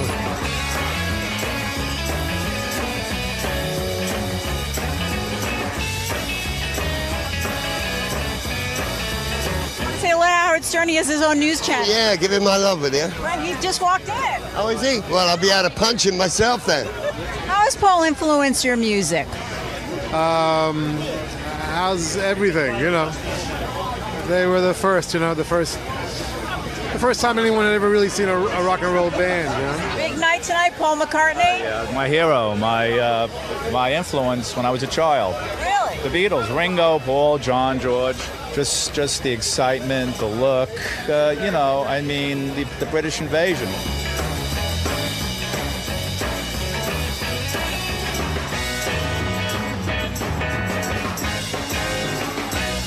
Big night tonight. What does Paul mean to you? I mean, it's as a songwriter. I mean, this is the labyrinth. And your man Howard re-signed for 5 years. No, I can't tell you. I was there when I heard the announcement, and I got very, very excited. So now he can finally have me on the show. You gotta come on. Yeah, come on. And so this is a big night. Have you guys ever seen Paul? I've never. Oh wait! Remember that very bad day at work, and we walked out of the meeting? We did. I have we seen had it once. the worst day at work, and if you work at NBC, That's bad. like Howard knows, That's the worst. You have a lot of bad days. So one day, this was the worst day. We walk out, and I'm like, I want to go back to Florida. So we're walking down 57th, and we get over to 7th, and Paul McCartney is standing on top of the David Letterman sign, going, you know what? This is pretty good shit. I think I'm staying in New York after all. Hey. No comment. Thank you. John Hine, you made it. You're going.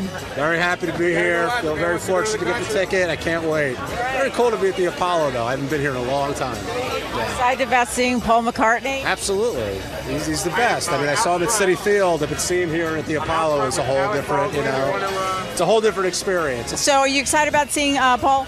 Very much so. I'm looking forward to this concert. I am. We just had some champagne in the That's car. right. We were celebrating in the car. Wow. And little cheap plastic glasses. Oh, we always go first class.